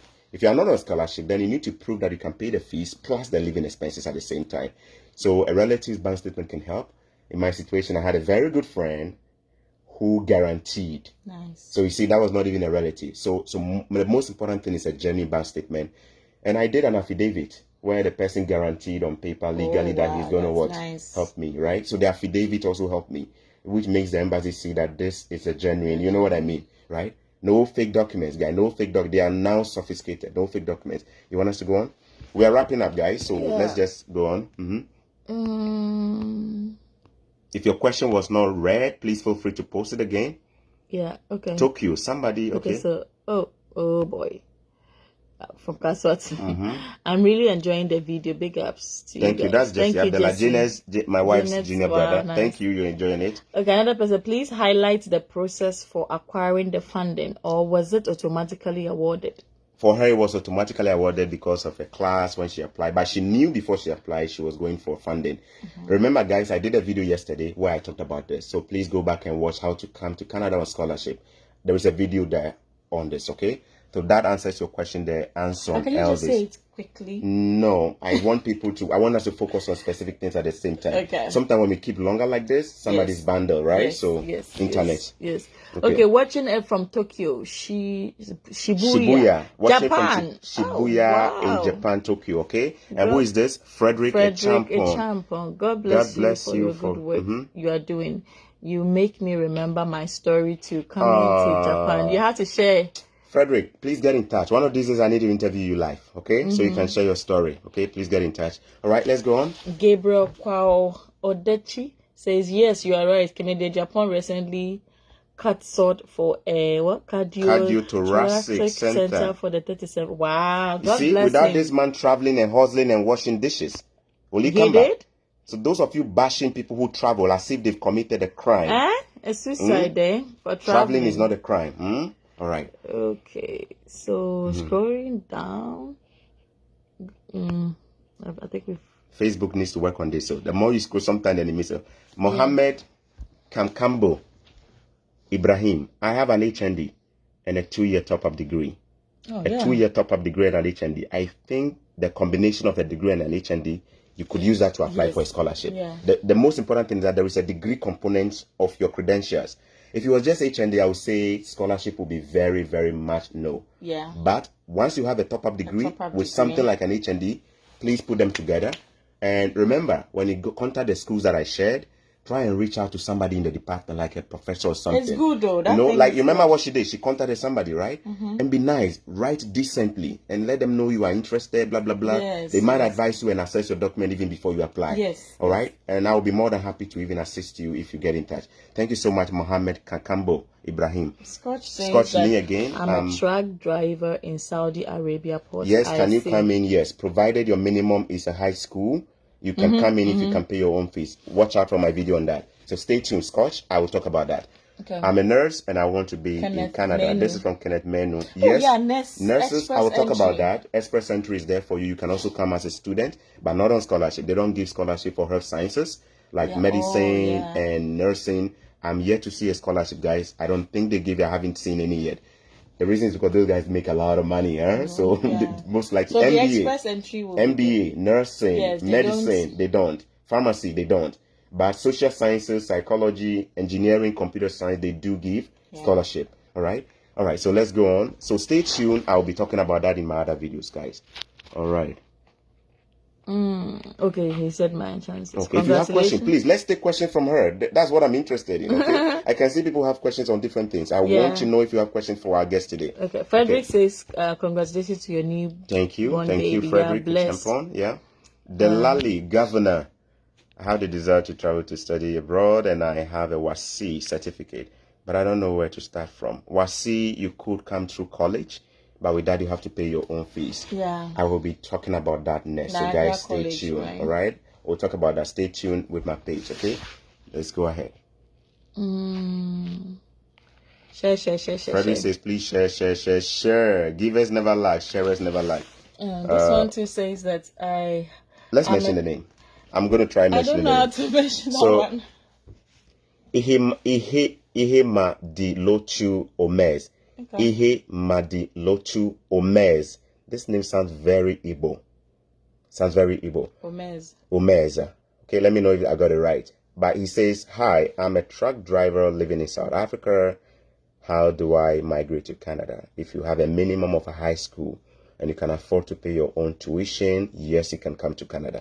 Oh, but you know that we have the skilled labor something too. But with that, you need to prove that your skill set is something you schooled for, right? So it's not like you just have a skill. It must be something that you went for school and got professional training for. Else, if you just have a skill without professional certification, it's almost a no if you go through the express entry. Oh, he said he's Igbo. Yes, you are an Igbo, huh? My Igbo name Narinze. That's what my Nigerians tell me. My Igbo name Narinze. I think we missed something. Yeah. Did we miss anybody? If we miss your question, please feel free. We are wrapping up, okay? Feel free to post it. Kindly, who is it? Kindly throw more light on or recap how to get the scholarship. I did a video on that yesterday, so please go and watch that. Now, this is something I do a lot. If you message me and I've done a video on something, I'll always refer you back to that. I won't go over it. Okay, so somebody says that Kwejo Mensa Yamwa. Do you need a GRE for master's application and funding? Yes and no. Course. The course you are applying to will state on the requirements that you need a GRE. Most schools don't need a GRE. Yeah. The courses you don't need a GRE. There are some few courses where you need a GRE, which is the same as graduate record entrance exams, GRE, or a GMAT a GMAT. I found these courses to require GRE. One is psychology, masters in psychology. I've seen most schools asking for GRE for masters in psychology. The next one is MBA. If you're applying for an MBA or an MSc in accounting and finance, MBA there is no scholarship, but with MSc in accounting and finance, they normally give scholarship. You may be asked to write a GRE or a GMAT. My recommendation to you is that don't go and take a GRE yet. Don't go and take a GMAT. Make sure you've read and it says you need it, and make sure you have even assessed yourself that your chances are very high. Because it's a lot of money to do GRE, right? So you don't want to go write it without knowing that you need it. You understand?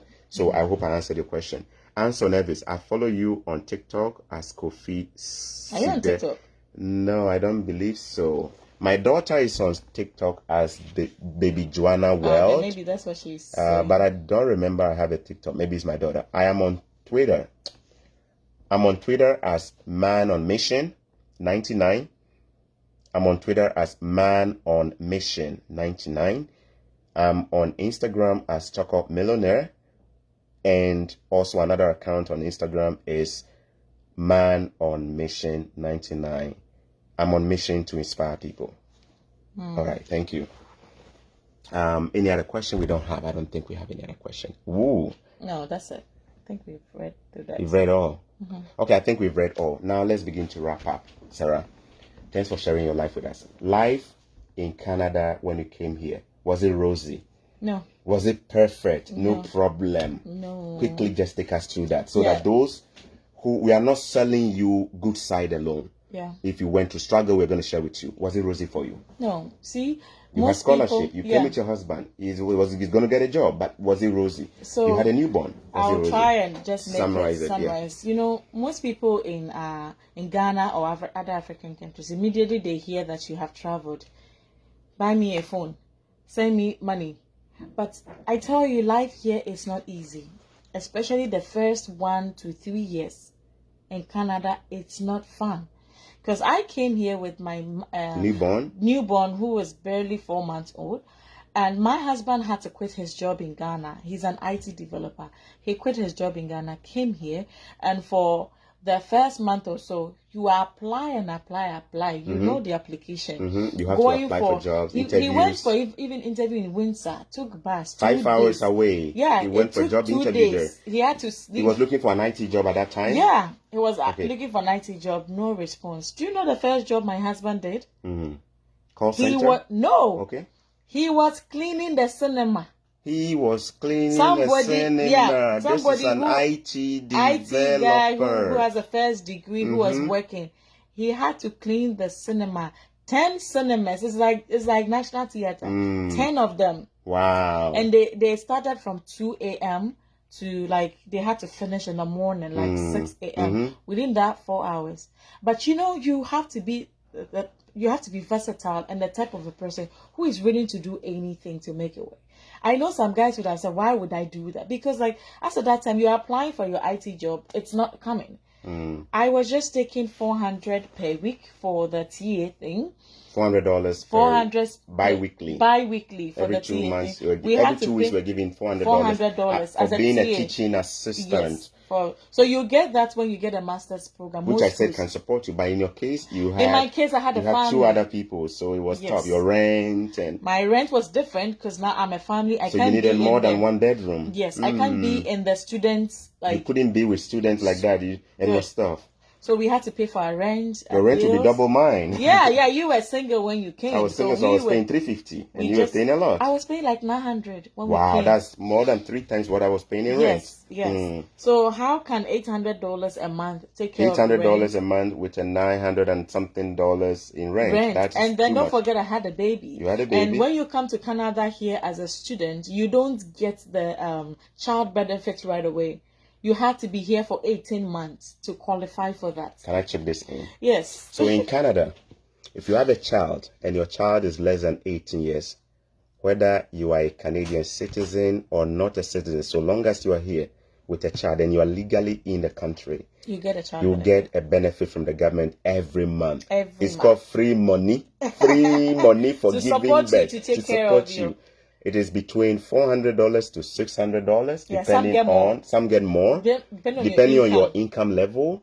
It's free money. The first time we are born, we didn't give me. I said, me, I go born. They give me money. No, but the thing is that you don't have to spend the money. You have to save. You have to use it to take care of your child. That's what they're giving you, right? To support you. And try to save some too. If I talk this in now, they could talk say maybe next time we will do the child benefits thing. Even money to even kill yourself. Nobody will give money to even kill yourself. So I don't know we give you. Yeah. Anyway. So we didn't qualify for the child benefit because we're not 18 months. You have to be, if you are not on permanent resident visa and you're a student temporary resident visa, you need to be in the country for 18 good months. You need to be here for at least 18 months before they can start giving you the check.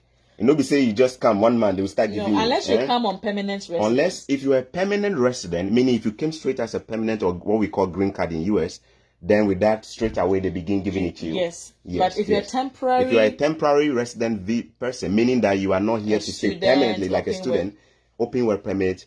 With that, you need to prove that you stayed there at least 18 months before they give you the child benefit. Yes. But when you're giving it to, they are going to give you from the day you arrive or from the day you apply. From the day you apply. So from the day you become an 18 months person, then they start from that time. I think initially they used to give you a backlog. They used to give a backlog. But now, no. But they stopped that. But at least it's better than nothing. Oh, yeah. You came with a child. I came with a child. Were you given anything by the government of Ghana when you're in Ghana for giving a child? Brother, ma, what are you talking about? I'm not trying to embarrass you. I'm trying to let people know how smart some countries are. Oh, yeah. Oh, Canada is good. They give you money until your child turns 18. There are people who have 6-7 kids. Can you imagine that? $400, $500, $600 per child. So some people are using that some as people their are using investment. that as their income and investment.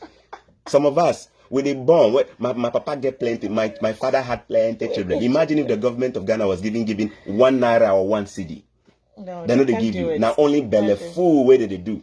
Now only their stomach. Now it's only their bellies and all the fat allowances for themselves.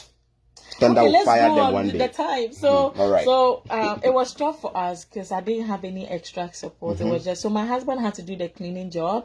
I mean, you clean the cinema, you clean the pork pond. Like it was very cheap, but he was humble to do. He was humble to start. Yeah, they were not giving him enough, but at least he can support me. He was supporting. So he did that for a while, and that contract, the person lost it, so they weren't doing it again.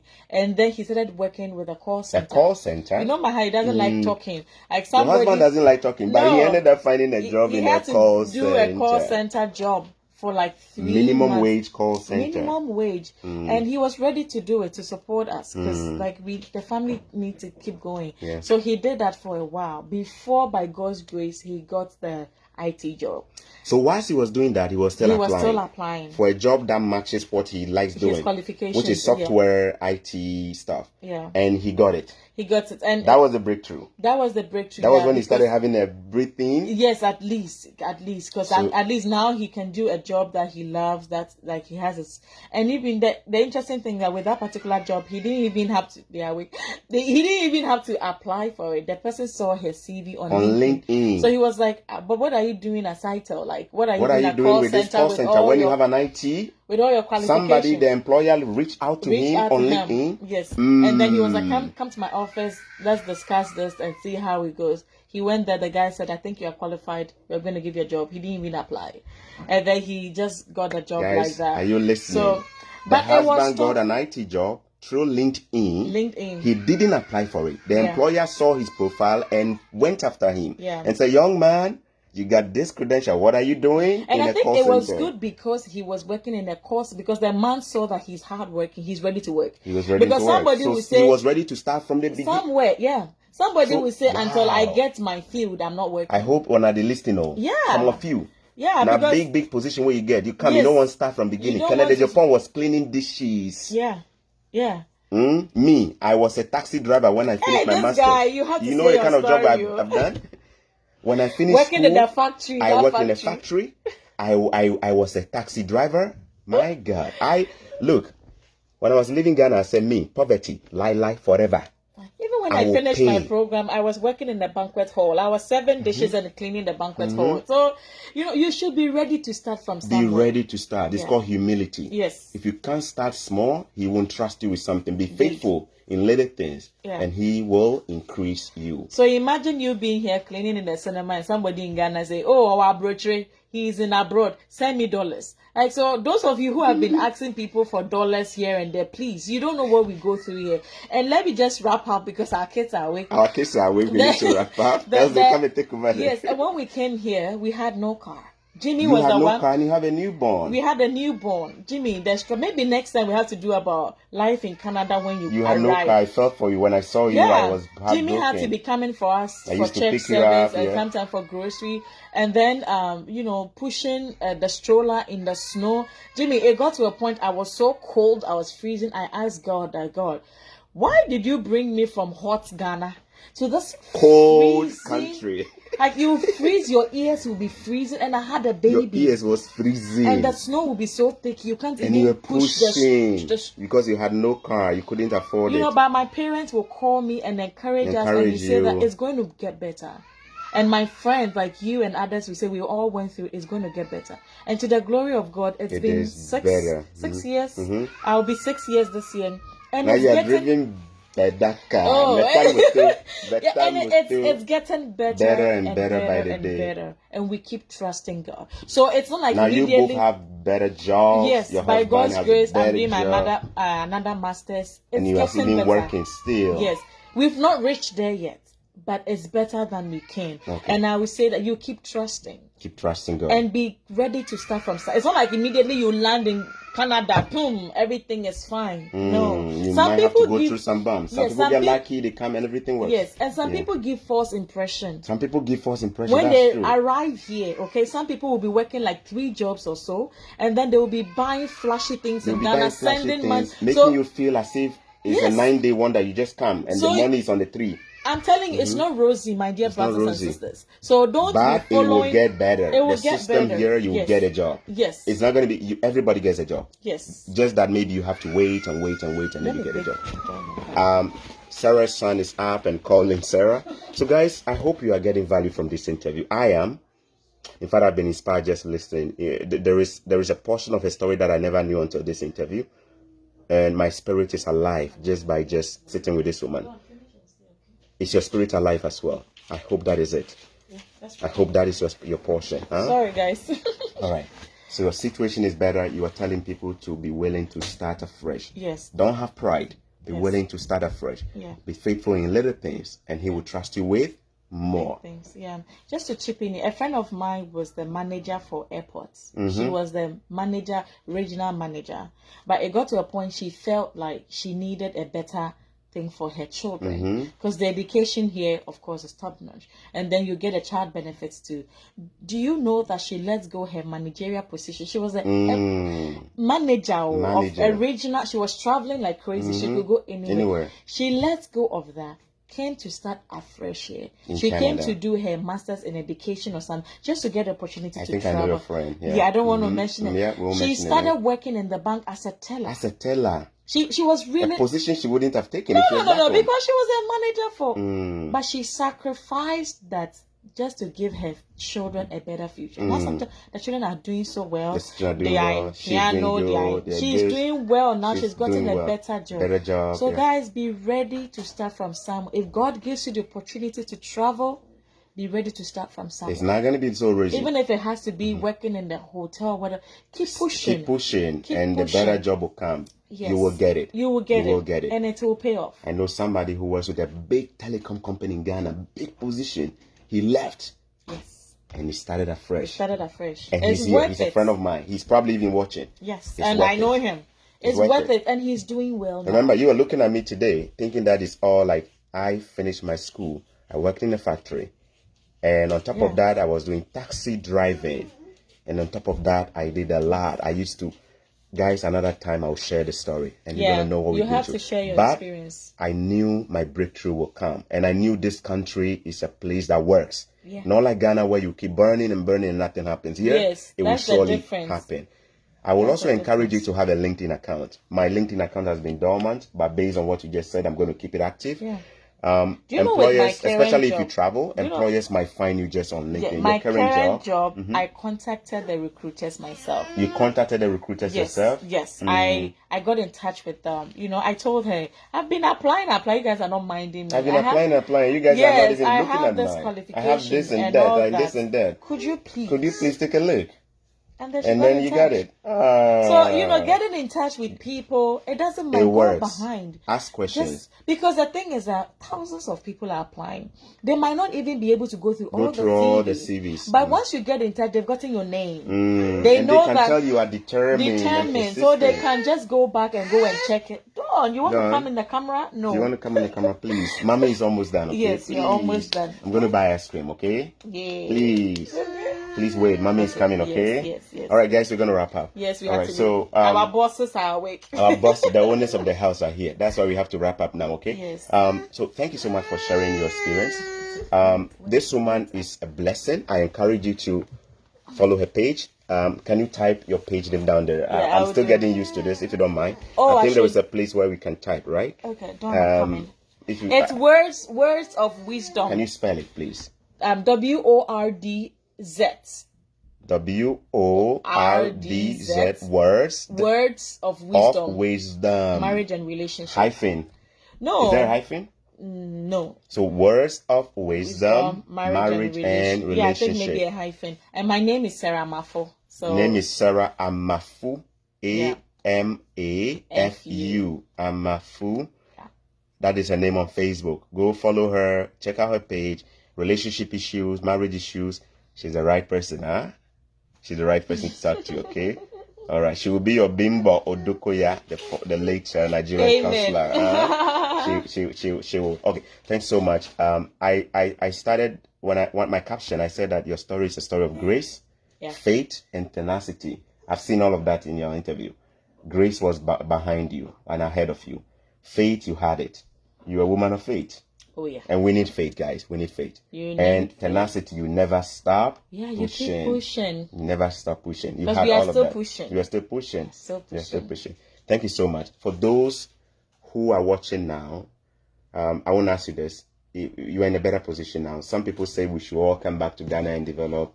What would you say to them? That we are still working on ourselves. At the right time, we're going to come back. We are still a work in progress. We need God to establish us first. And then at His own time, He will give us the go-ahead. The go-ahead to It's move. very, very important, because if I rush to go to Ghana right now, telling you yesterday, what am I going to do in Ghana? I am not like fully established now.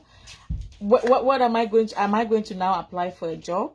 How long will it take me to get a job in Ghana? Am I going to rent? Am I going to be in my own house? So don't rush in, hurry up and come. You need to establish yourself so that you can go and establish others. And we are trusting God that at His own time, He would enable us, just like what Kenneth Ejapon is doing. Some of us, we are not just here. We've been praying for our friends in Ghana. We've been praying for Ghana. We really want to see Ghana do well. So by God's grace, in some few years time, when He blesses us here, we will be a blessing, be in a better position to come and bless our people in Ghana. Without me coming here, I won't be in this position talking to you today, right? Yeah, exactly. So God does His thing in different ways. So don't give us pressure to come, because if I come right now, you're not going to pay for my rent for me, right? And you're not going to buy a car for me. Here, you can even have a car financing.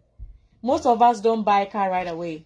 So we pray that the system will work in Ghana and make life bearable. Like here, even if the poor, you would at least have some small support. Like we have people who are on disability haven't been on support.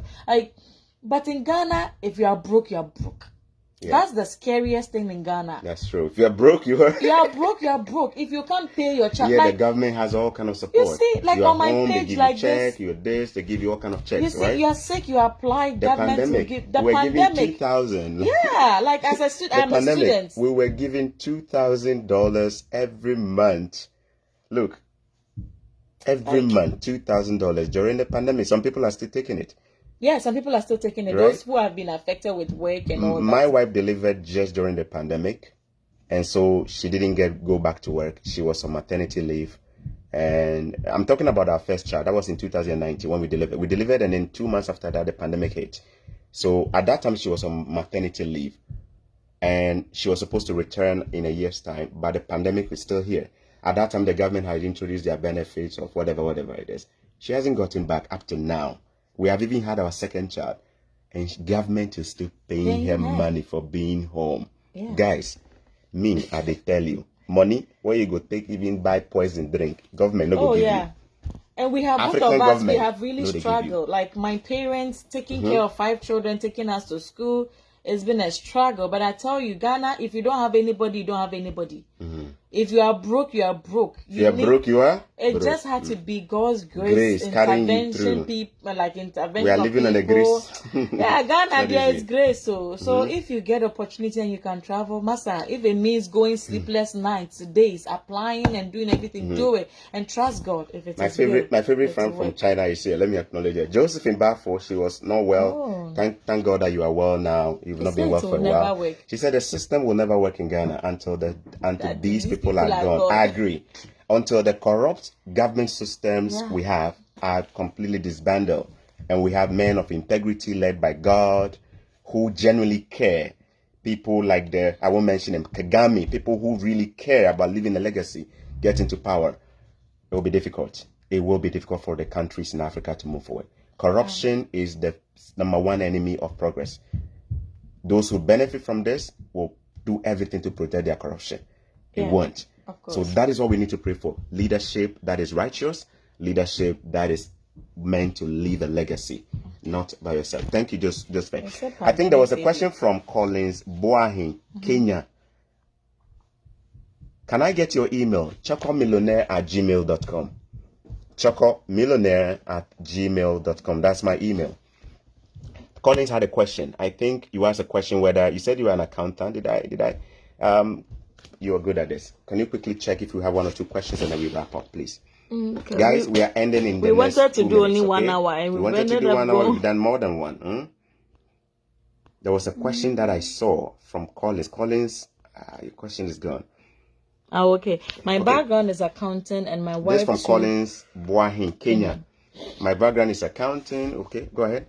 And my wife too is a nurse. I'm also a qualified accountant. Is there a possibility of getting a scholarship for me? Any recommended My brother, did you say you are an accountant, a chartered accountant? And your wife is a nurse? You are eligible. You, the chartered accountant, my brother, you are eligible for express entry to come in as a skilled labor, straight as a permanent resident. Yeah, you don't have to. You don't even need to go through school. You come in straight. They will give you the permanent residence straight from Ghana or wherever you are, and you come in straight. So stay tuned. I have done a video on that. Please go through my videos and check how to come to Canada permanently as a skilled labor. Watch that video and get in touch. You don't need to go through school, my brother.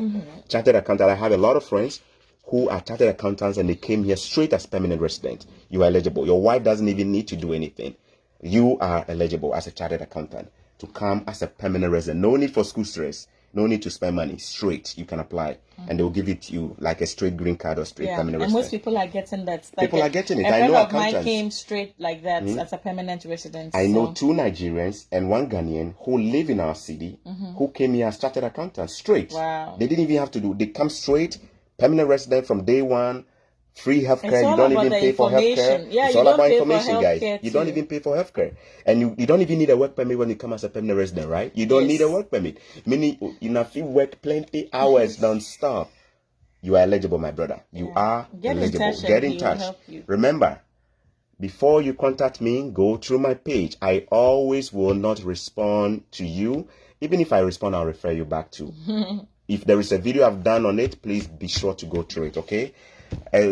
Josephine, exactly. I was saying if they want to develop Nima, why don't you send them to the affordable housing and develop? Smart. Egypt just did that. They relocated a whole slum, the people of a slum, to a different place and developed that place, but they gave the people a new place and a better place to live. And here we have affordable housing. We have all of that. Low income. Just that when our people even do affordable housing, they will leave it to rot. You've seen videos where they've left those to rot. I do have an MBA, Richard Apiache, Sam. I do have an MBA in management. What's my chances of relocating to Canada? Please check my video on how to come on scholarship. I did a video yesterday, how to come on scholarship. With an MBA, you don't get a scholarship if you are coming to do another MBA. But if you have a first degree plus an MBA and you want to branch into an MSE, Masters in Accounting or Finance, you can get a scholarship. So check my video on how to come on scholarship. I did that yesterday. I think that's where we end. Okojo says, please, how different is Masters from postgraduate diploma in Canada? Good question. There are 2 school systems here, the universities and the colleges. Yeah. Now, the colleges are similar to our polytechnics. Yeah. Polytechnics issue higher national diplomas. Now, the higher national diplomas or HND is the same here as postgraduate diploma, postgraduate diploma. So when you hear postgraduate diploma, it's like an HND from a college in Canada, which is similar to a polytechnic. Now, the universities are the ones who award degrees. So they award the bachelor's, they award the master's and the doctorate degrees. I hope that answers your question. Scholarship are mostly available to degree holders or more. So if you have a degree or you have a master's or even a PhD, you could get a scholarship if you check their eligibility criteria well. Thank you so much, guys. Anson Elvis, my brother is a military officer. Does he qualify for express entry? I am yet to see military skill set as one of the skill set that is highly required or needed in Canada. Places like UK, they actually have programs like this where they bring US and UK. I know they bring people in as military, contractors. So just but not with Canada. So check about that. And I'll also do a bit of research about this. This is a good question. I'm pretty certain that Canada does not have a shortage of military men, but they do need engineers, software programmers, if you nurses. Know anybody, they do need nurses. They do need accountants. They do need architects. They do need pharmacists, they do need handy workmen, carpenters, and all that. You just professional need carpenters. Just make sure you back it with documents. They need mechanics. And yesterday I was talking to a friend yesterday who was working at Toyota Ghana. Yeah. And we are trying to see how he can come here. He can come. And I was telling the him, mechanic is here, minimum wage, guys. Minimum wage here is $15, $15 an hour, depending on where you are. But mechanics here, their wage per hour is between $90 to $120. Did you hear that? Ghana, we don't respect most of them. We say, oh, these are the people in Ghana that we don't respect. Mechanics, $90 to $120 per hour. When I go see my mechanic, when the bill comes, when they service your car, in Ghana, these are the positions that people will laugh at you and say, nah, job where they produce anything here. So if you're a professional mechanic with certification from a school, or you guys are the ones Canada is looking for. All right, guys, God bless you so much. The questions are just coming. Thank you, guys. Do me a favor. Share this. Remember, if nobody shared Choco Millionaire's video, you will not be here. Share this and give others a blessing, and you will be blessed. You'll never be the same. God bless you.